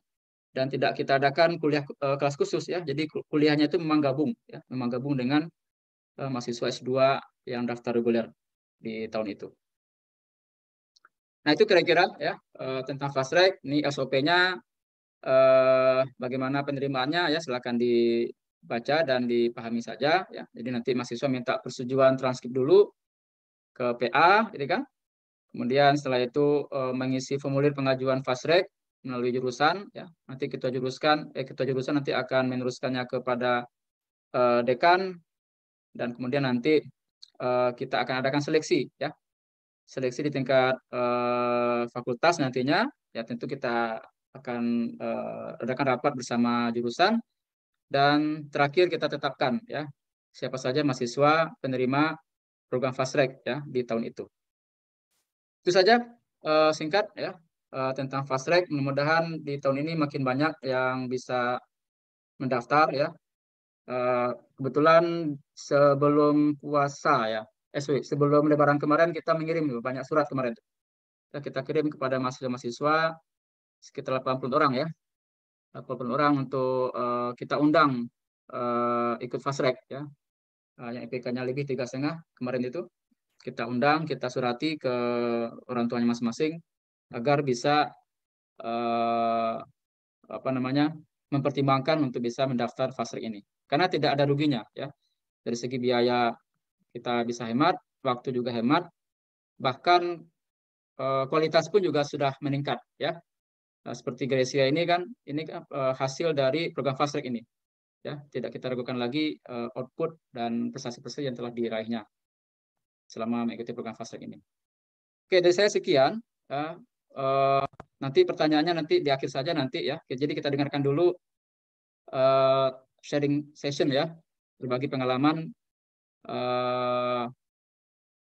tentang program ini dan sebagainya lah gitu ya, yang dialami oleh Gracia selaku wisudawan terbaik kita kemarin itu, dan juga sekarang sudah akan tamat juga nih S2 ya. Silakan Gracia. Terima kasih Bapak. Assalamualaikum warahmatullahi wabarakatuh. Selamat siang menjelang sore.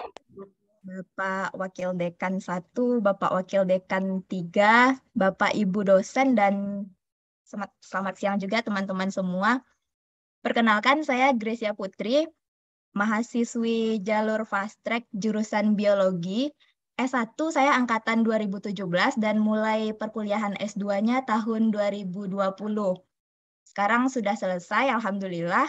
Dan kalau diminta satu kalimat untuk menggambarkan program fast track menurut saya, maka saya akan pakai kalimat ini. Fast track itu adalah perolehan maksimum dengan waktu minimum. Tadi sudah dijelaskan oleh Bapak WD1, dua manfaat terbesarnya adalah hemat uang dan hemat waktu. Tapi kita mendapatkan kualitas yang sama. Di sini, kalau rute normalnya, untuk mencapai magister itu kita akan melewati jalan berliku, panjang, butuh waktu yang cukup panjang, dan tentu saja butuh biaya yang cukup banyak. Ketimbang kita jalur fast track dengan tujuan yang sama, kita terobos, di sini lebih cepat, lebih hemat waktu, bisa menekan biaya, tapi beda alokasi energi aja.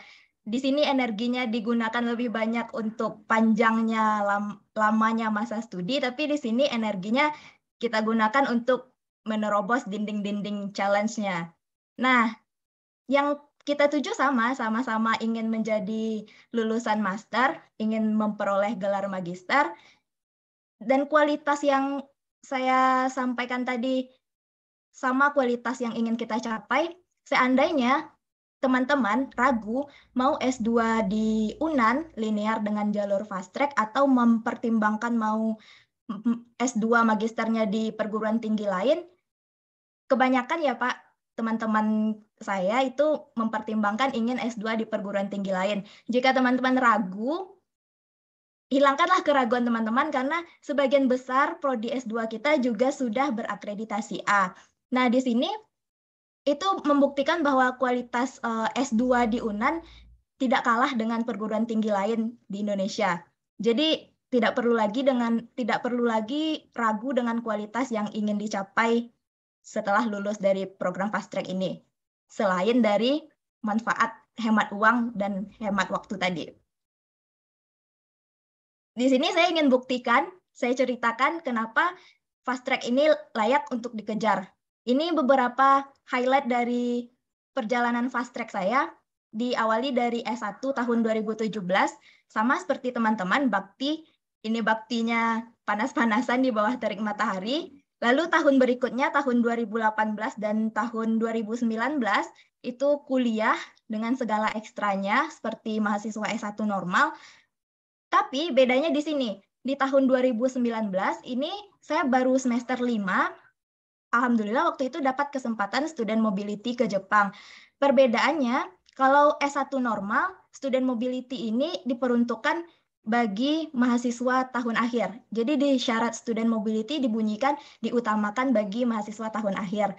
Tapi kita nggak usah mundur dulu, kita coba aja kalau kita memenuhi kualifikasinya, maka bukan tidak mungkin kita yang diberangkatkan meskipun kita belum tahun akhir saat itu.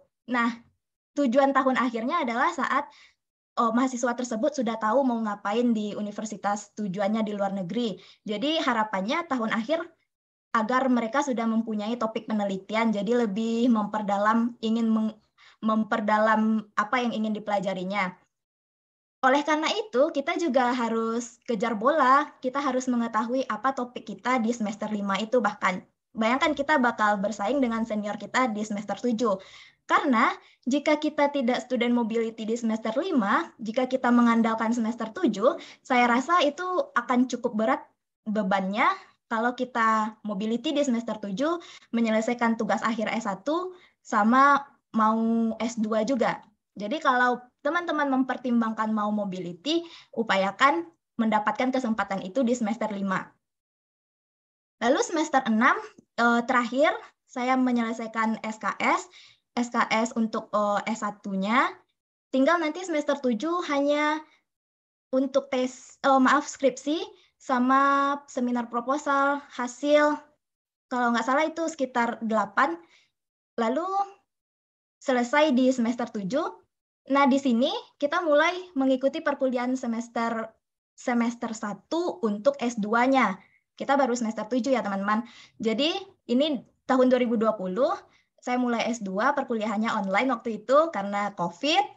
Setelah 1 semester perkuliahan S2, saya lulus sarjana. Nah, di sini ada trik nih teman-teman. Tadi sudah Bapak WD 1 sampaikan, kalau teman-teman bidik misi, teman-teman berhak untuk dibayarkan hingga 8 semester. Jadi, meskipun teman-teman mampu untuk menamatkan di semester ke-7, menurut saya, agar semester kedua S2-nya dibayarkan oleh bidik misi, maka tahan dulu tamatnya. Tahan dulu 1 minggu atau 2 minggu, agar nanti itu bisa dibayarkan oleh bidik misinya. Jadi kita registrasinya sebagai mahasiswa semester 8 S1. Mungkin teman-teman sebelumnya ada yang kepikiran untuk menamatkan 7 semester, nanti akan bayar semester kedua S2-nya dengan tarif S2. Jadi nggak apa-apa, tahan dulu. Jadi tamatnya 3 tahun 8 bulan juga nggak masalah. Nah, setelah itu, setelah tamat S1, nah di sini nih semacam identity crisis nih. Kita sudah lulus dari S1, di pangkalan data dikti sudah tidak terdaftar lagi NIM kita, sudah lulus maksudnya. Tapi kita belum mendapatkan identitas S2, belum ada NIM. Waktu itu sekitar bulan Maret, April, ada tawaran International Credit Transfer dari programnya Dikbud, MBKM, Merdeka Belajar. Tapi saya tidak bisa ikut, ragu waktu itu, karena tidak ada NIM S1, juga tidak punya NIM S2. Jadi solusinya setelah diskusi dengan Prodi dan sama Bapak WD 1 juga, kita bisa lampirkan SK Fast Track. Nah, di sini SK Fast Track kita adalah kartu jitu kita untuk mendapatkan hak-hak kita sebagai mahasiswa program magister.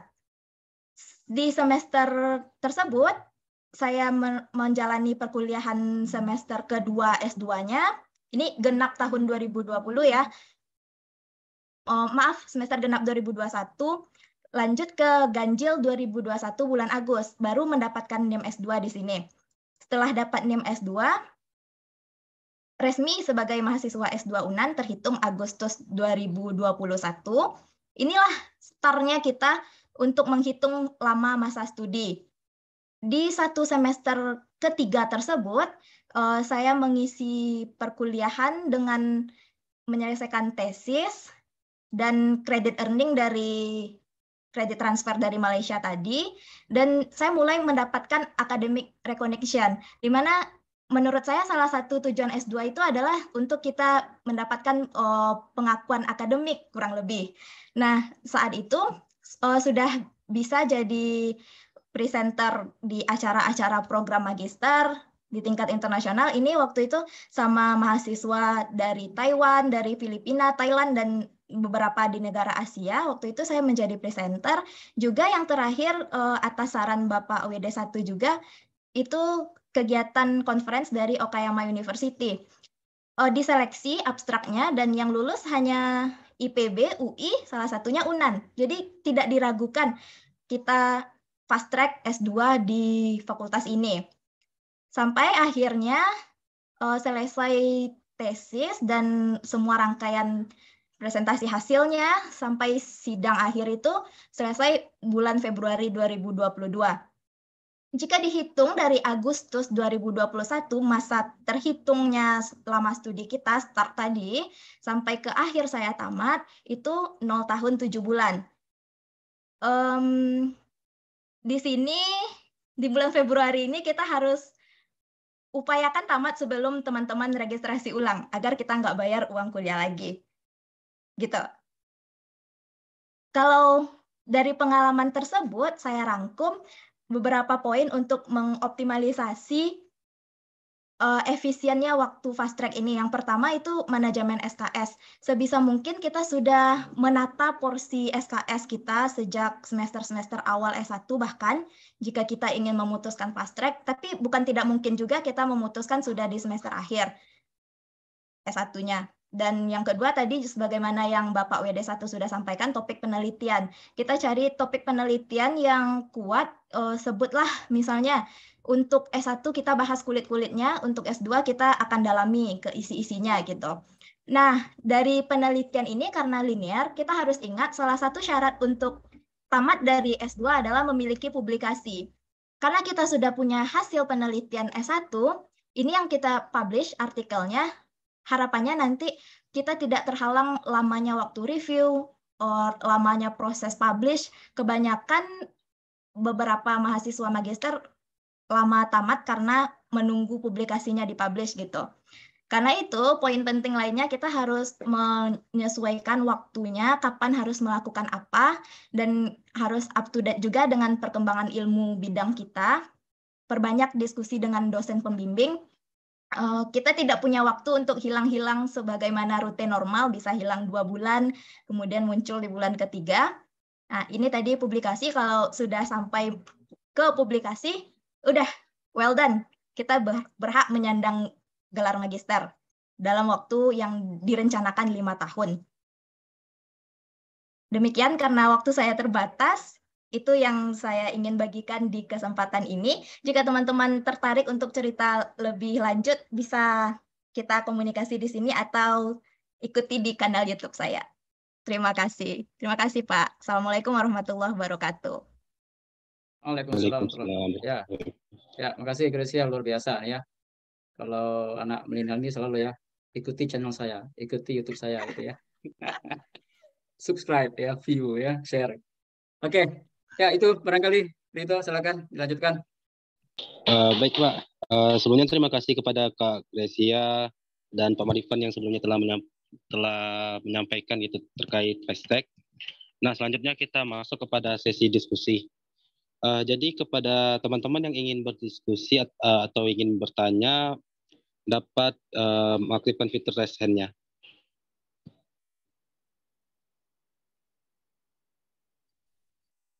Mungkin penitia bisa share lagi menu absen yang tadi di-share oleh Osama ya. Oke Pak, ada satu yang telah mengangkat tangan. Silakan kepada Adela Putri. Baik, terima kasih sebelumnya kepada moderator. Assalamualaikum warahmatullahi wabarakatuh. Selamat siang menjelang sore Bapak, Ibu dosen, serta Uni, dan teman-teman panitia sekalian. Perkenalkan, nama saya Adela Putri dari jurusan Biologi Angkatan 2019. Di sini mungkin Adela izin bertanya Pak kepada Bapak mengenai syarat untuk mengikuti fast track. Itu salah satunya kita harus memiliki nilai TOEFL 475 kan Pak. Nah, untuk tes TOEFL ini apakah ada ketentuan kita tuh harus ikut tesnya itu misalnya di mana gitu Pak? Misalnya harus di pusat bahasa di UNAN atau bagaimana gitu Pak?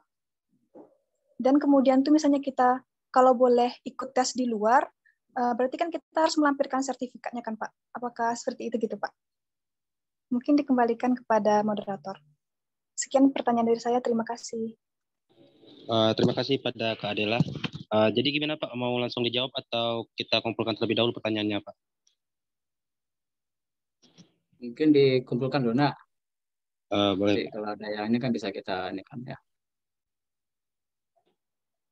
Baik, jadi ditanyakan sekali lagi kepada teman-teman, apakah ada yang ingin ditanyakan ataupun ingin berdiskusi, bisa diaktifkan fitur raise hand-nya, atau mungkin jika tidak ada yang bisa on mic, mungkin bisa menuliskan pertanyaannya di kolom chat.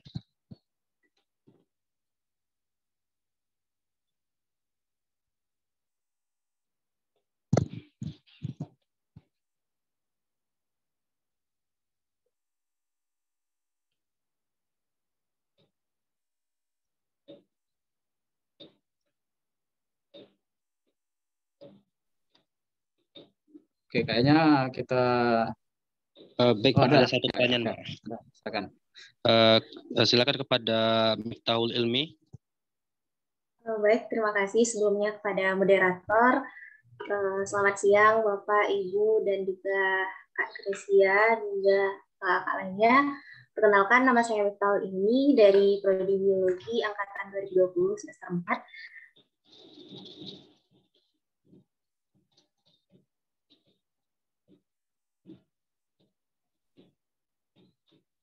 Tegang ya? Iya, Pak. Ya, sinyalnya ya.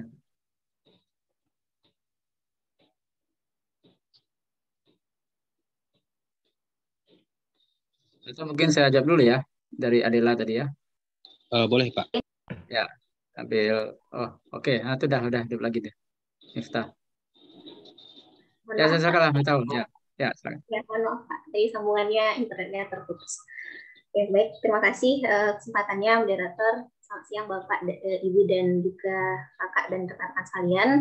Perkenalkan, nama saya Miftahul Ilmi dari Biologi Angkatan 2020. Mungkin di sini izin bertanya kepada Kak Gracia terkait fast track tadi, Kak. Sebagaimana yang mungkin sudah disampaikan juga oleh Bapak dan juga Kak Gracia terkait apa-apa saja persyaratan yang dibutuhkan untuk fast track. Mungkin di sini saya bertanya secara khusus pada Kak Gracia, apakah ada sesuatu yang Kakak persiapkan selain dari batas minimal IP dan juga skor TOEFL tadi? Mungkin Kakak menyelipkan secara khusus sertifikat melampirkan gitu misalnya untuk nilai lebihnya atau poin lebihnya begitu Kak. Mungkin sekian, terima kasih Kak. Kembalikan kepada moderator. Baik, terima kasih kepada Miftahul Ilmi atas pertanyaannya. Dan juga ini Pak ada satu pertanyaan di kolom chat, itu dari Kak Sintia Mukti. Assalamualaikum Bapak dan rekan-rekan semua. Perkenalkan saya Cinta Mukti dari jurusan Matematika. Saya izin bertanya Pak terkait program fast track ini. Jadi kan saya berencana melanjutkan studi fast track Pak, namun saya bidik misi Pak. Apakah dari jurusan keringanan biaya setelah program bidik misi berakhir Pak? Ya Pak, mungkin sebelumnya tidak izin bertanya nih Pak. Untuk pertanyaannya kita batasi sampai berapa pertanyaan ya Pak?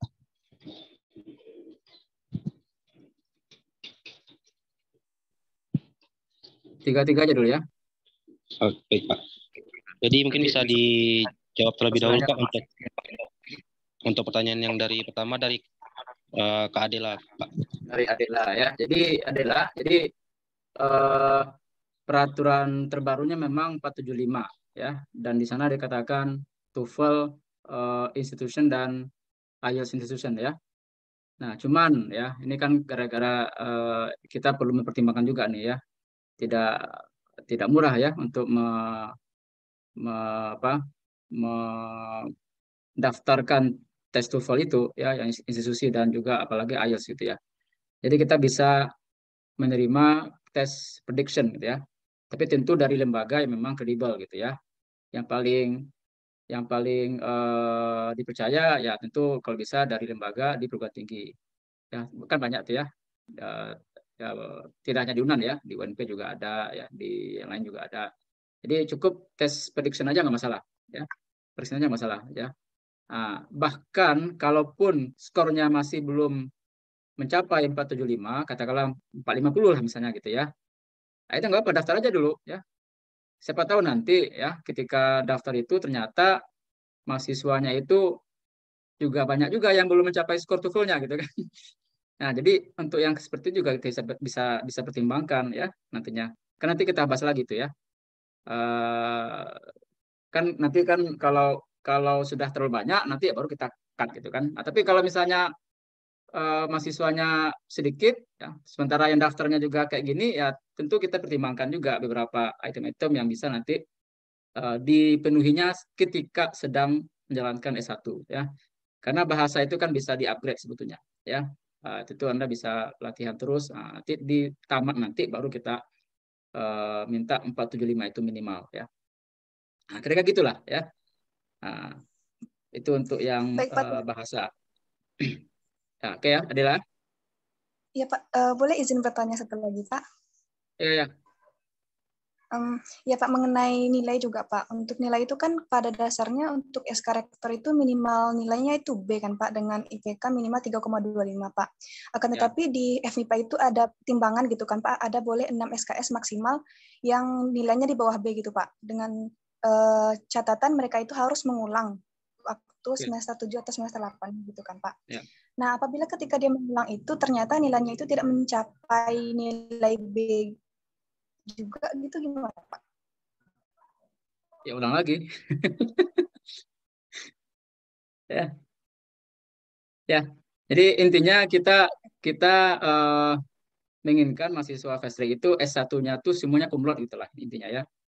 Kan 3,25 itu kan memang belum kumlot ya. Tapi kalau misalnya ya, nilainya itu banyak yang baik-baik kan nanti di tamat nanti kan juga bisa kumlot. Nah, itu yang kita harapkan sebetulnya. Ya. Jadi kalau ada yang kurang-kurang nilainya B apa di bawah B, tapi asalkan jumlahnya 6 ya. Ya kalau misalnya ada juga yang agak-agak lebih 7 atau 8, ya daftar aja lah dulu lah ya. Nah, siapa tahu nanti yang daftar sedikit. Jadi bisa dipertimbangkan juga untuk ini kan. Pokoknya jangan sampai Anda sudah merasa kalah duluan ya. Kalau sudah kalah duluan ya kita tentu nggak bisa mempertimbangkan kan. Tapi kalau Anda daftar dan itu ternyata situasinya bisa kita pertimbangkan ya mungkin kita bisa pertimbangkan ya. Itu adalah.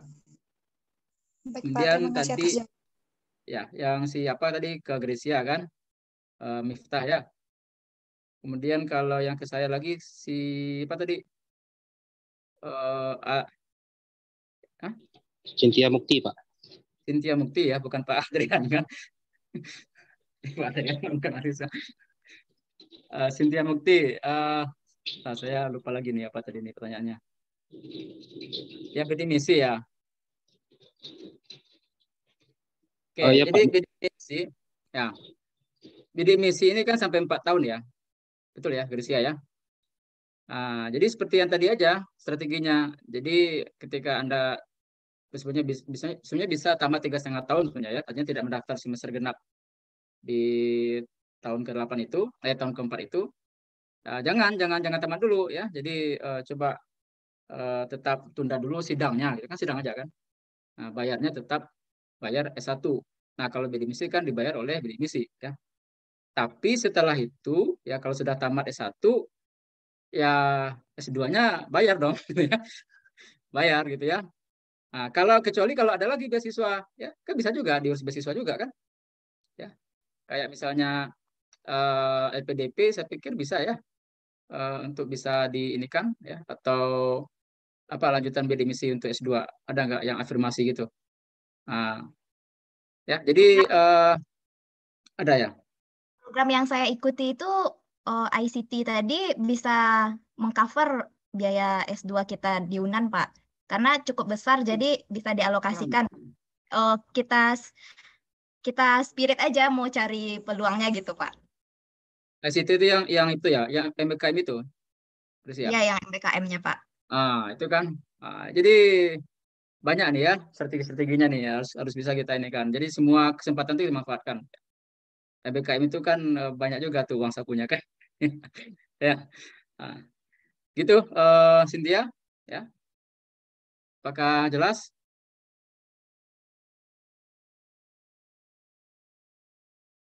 Oke ya. Nah, yang lain Grecia kan yang jawab ya. Silakan. Terima kasih Pak. Terima kasih Miftahul atas pertanyaannya. Waktu saya daftar tahun 2020 itu tidak ada melampirkan dokumen tambahan, hanya dengan transkrip dan persyaratan bahasa seperti yang dibutuhkan oleh program ini. Jadi cukup menyerahkan 2 hal syarat utama itu. Tapi saya rasa jika Miftahul punya untuk pertimbangan yang lebih kuat, seandainya di satu aspek misalnya TOEFL-nya belum mencapai skor, tapi ada prestasi lain yang barangkali akan menjadi pertimbangan bagi pimpinan yang memutuskan, kenapa tidak untuk serta dilampirkan dokumen tersebut. Gitu, Pak. Gitu, Miftahul. Terima kasih. Baik, terima kasih banyak atas jawabannya, Kak. Nitya tolong di-share lagi ya, link absensinya ya.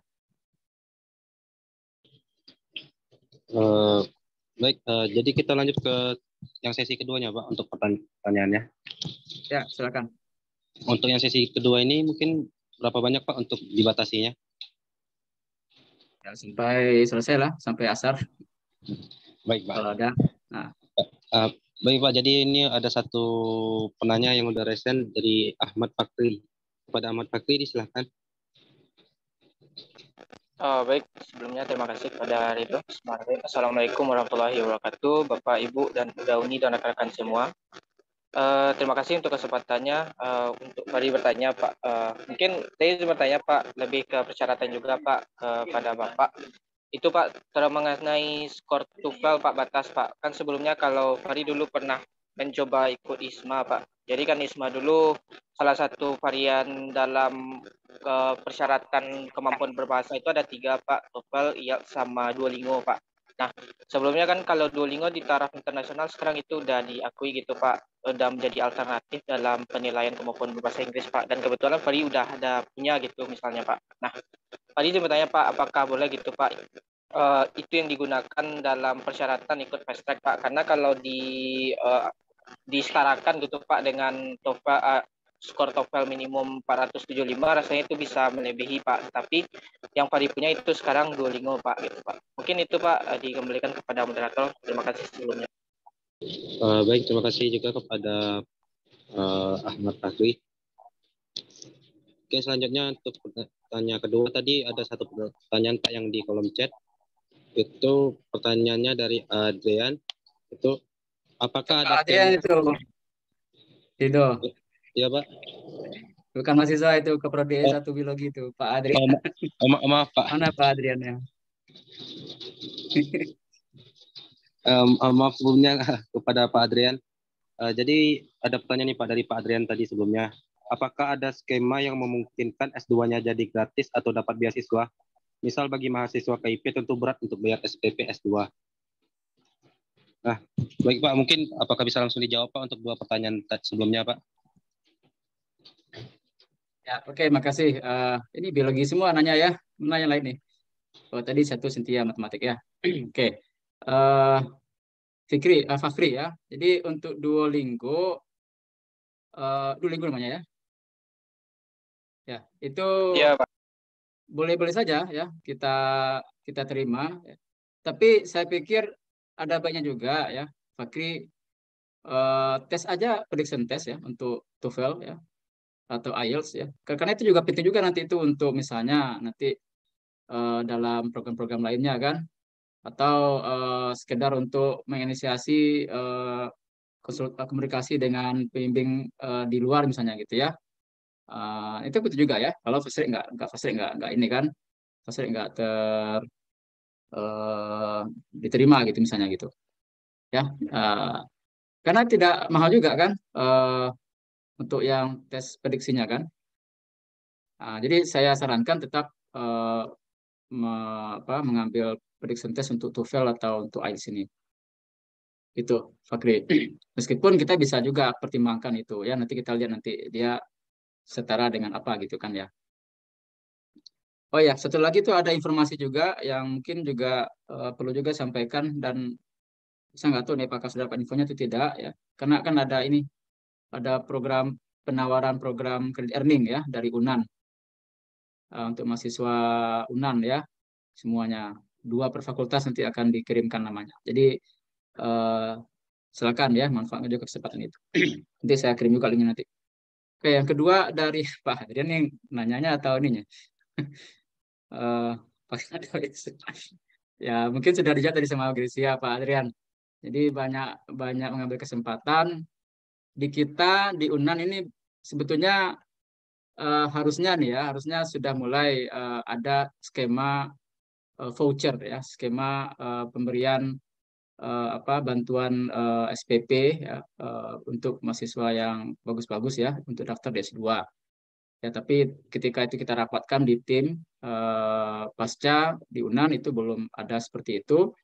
Jadi barangkali untuk mahasiswa-mahasiswa yang kesulitan dalam ekonomi tapi pengen juga S2, jangan kuburkan di mimpinya gitu ya. Karena banyak sekali peluang-peluang bisa dimanfaatkan. Ya. Allah itu akan memberikan jalan ya bagi yang memang sungguh-sungguh ya. Bahkan di tempat atau cara yang kita tidak duga-duga gitu kan. Jadi kalau misalnya berat S2-nya itu ingin sekali ya, itu kan dari hibah dosen saja barangkali bisa dibantu itu sebetulnya ya. Hibah penelitian dosen ya. Apalagi kalau kita ikutnya penelitian di skema yang memang dibiayai penelitian kita, ya. Bahkan mereka juga dibiayai sebagian atau kalau bisa seluruhnya gitu SPP di S2 kita gitu kan. Nah, jadi itu Pak ini mungkin cuma nguji aja nih ya. Dia udah tahu nih jawabannya sebetulnya. Tuh bantu proyek dosen sebenarnya jadi skema gratis PP ya. Kan udah dijawab sama Pak Adrian tuh. Oke gitu. Balikan ke Ridho. Baik Pak. Setelah dilihat waktunya itu sudah habis Pak untuk waktu diskusi. Jadi ada lagi tuh mungkin kita ini kan tuh. Baik Pak. Oh ya nih Pak, ada satu pertanyaan di chat Pak. Sebentar Pak. Oke. Jadi ada pertanyaan dari Viola Mutiara dari jurusan Geologi. Assalamualaikum Bapak dan rekan-rekan semua. Perkenalkan saya Viola Mutiara dari Biologi 2019. Izin bertanya Pak, jika mahasiswa fast track tidak mencapai waktu lulus yang ditentukan atau berhenti di tengah jalan, sanksinya bagaimana Pak? Terima kasih Pak. Mungkin bisa langsung dijawab Pak untuk pertanyaannya. Ya ini. Jadi kalau bisa usahakan dulu sampai selesai ya. Nah, sebetulnya kalau dari aturannya juga sudah ditentukan sih ya. Jadi kalau misalnya lewat dari kan 5,5 kan jadinya kan 5,5 tahun ya. Kalau sudah 5,5 tahun belum juga tamat, yaitu berarti SK fasenya dicabut ya. SK fase dicabut, jadi balik ke normal gitulah ininya statusnya. Ya meskipun itu pada dasarnya juga enggak ini juga kan apa namanya untuk S1-nya kan udah lewat itu kan selesai. Itu kalau S2-nya nggak selesai ya. Tapi kalau S1-nya sendiri yang ini yang sudah lebih dari 4,5 tahun, nah itu otomatis nggak bisa lagi tuh ya. Jadi S2-nya kalau dia mau lanjut S2 berarti dia harus daftar dari awal. Ya, jadi ya mata kuliah yang telah diambilnya itu, tapi ternyata nggak selesai satunya 4,5 tahun maksimal ya. Karena tadi kan perpanjang 1 semester kan ya, tambahannya kan. Jadi kalau sudah S1-nya sudah 1 semester tambah, S2-nya harus ya setahun ya nanti ya. Nah itu nggak bisa dipakai ya, karena SK-nya sudah dicabut, SK fase sudah dicabut. Nah tapi saya tidak berharap seperti ini gitu ya, tidak berharap seperti ini terjadi ya. Makanya ini fast track mahasiswanya kan harusnya kuat-kuat ya, teguh-teguh gitu ya. Jadi lancar-lancar aja lah mata kuliah, kemudian penelitiannya dan sebagainya. Itu siapa namanya? Viola ya. Makanya bisa menjawab.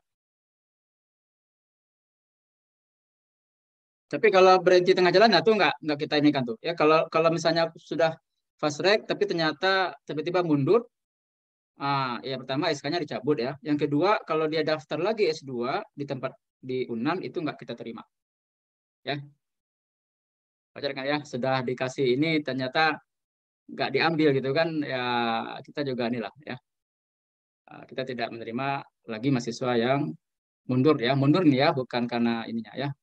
Bukan karena kondisinya. Oke ya, Viola, terima kasih. Baik, karena waktu untuk diskusinya telah habis, mohon maaf pada teman-teman ataupun Bapak Ibu dosen yang masih punya pertanyaan. Tadi saya lihat tadi ada Grecia tadi yang mau menyampaikan sesuatu ya, karena ada raise hand tadi Grecia. Oh, bukan Pak, tepuk tangan tadi Pak. Oke. Ya. Baik, saya lanjutkan. Karena waktu untuk diskusi kita telah habis, mohon maaf kepada teman-teman yang masih mempunyai pertanyaan belum bisa ditanyakan. Nanti mungkin bisa ditanyakan ke Bapak mungkin ya Pak untuk selanjutnya, ataupun ke Kak Grecia. Mungkin cukup untuk sesi diskusinya. Selanjutnya kita masuk pada sesi dokumentasi yang akan dipimpin oleh Nadia. Kepada Nadia disilakan. Baik, video mungkin untuk Bapak, Ibu, Udauni dan rekan-rekan silakan untuk menghidupkan kameranya.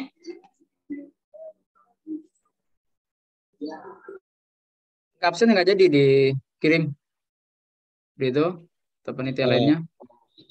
Sebentar Pak, untuk absennya Ridho tanyakan terlebih dahulu Pak ke panitianya yang lain. Mungkin selagi Ridho bertanya, mungkin kita bisa lanjutkan ke sesi dokumentasinya terlebih dahulu Pak. Ya, oke. Ini saya copy aja lah nih. Tadi yang saya tersimpan. Nah, nih. Udah dikirim.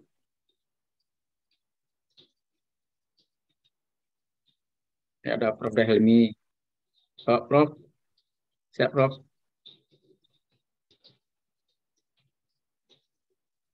Ada apa tadi dah? Aduh, makan ube kita. Hah? Makan ube? Ube kolesterol tinggi. Allah. Sapakallah Pak. Udah nih fotonya nih. Gitu? Nadia gimana dia? Baik, slide yang pertama 1, 2, 3. Lanjut slide kedua 1, 2, 3. Baik, dikembalikan kepada Ridho. Baik, terima kasih kepada Nadia. Pak, untuk terkait absennya itu masih belum ada konfirmasinya Pak untuk dari panitia yang lain. Mungkin untuk absennya untuk sementara mungkin dari Nadia mungkin bisa di screenshot Nadia untuk kehadirannya. Udah saya kirim lagi tuh di link chatnya. Oh iya Pak. Tadi bisa di copy lagi kan. Udah saya kopas lagi tuh. Ya, Pak. Jadi kepada teman-teman Bapak Ibu dosen bisa untuk mengisi absen yang telah dikirimkan di grup chat. Enggak, ini untuk siswa aja nih. Ini untuk siswa aja nih. Dosen nggak ada, karena ada angkatannya kan di situ. Oh ya, maaf Pak. Cuma siswa aja, dosen nggak perlu. Dosen nggak perlu, Prof. Ini ada daftar hadir ya, bukan absen. Absen nggak hadir artinya. Daftar hadir, presensi ya. Ya. Ada Bu Refilda, ada Pak Robi juga nih. Isi daftar kehadiran, bukan daftar absen. Kalau daftar absen berarti daftar nggak hadir. Ya Pak. Jadi kepada teman-teman bisa untuk mengisi daftar kehadirannya yang telah dikirimkan di dalam chat. Baik, karena telah selesai sesi dokumentasi, kita sampai pada penutupan acara. Saya sebelumnya sebagai moderator mohon maaf jika banyak kesalahan dalam penyampaian. Dan untuk menutup acara kita pada sore hari ini ada banyak kita mengucapkan dengan alhamdulillahirobbilalamin. Baik, sekian dari saya sebagai moderator. Assalamualaikum warahmatullahi wabarakatuh. Waalaikumsalam warahmatullahi wabarakatuh. Oke ya, makasih ya semua, Gracia, makasih panitia, BEM semua, ya. Bapak Ibu dosen, Pak Keprodi, Prof. Helmi.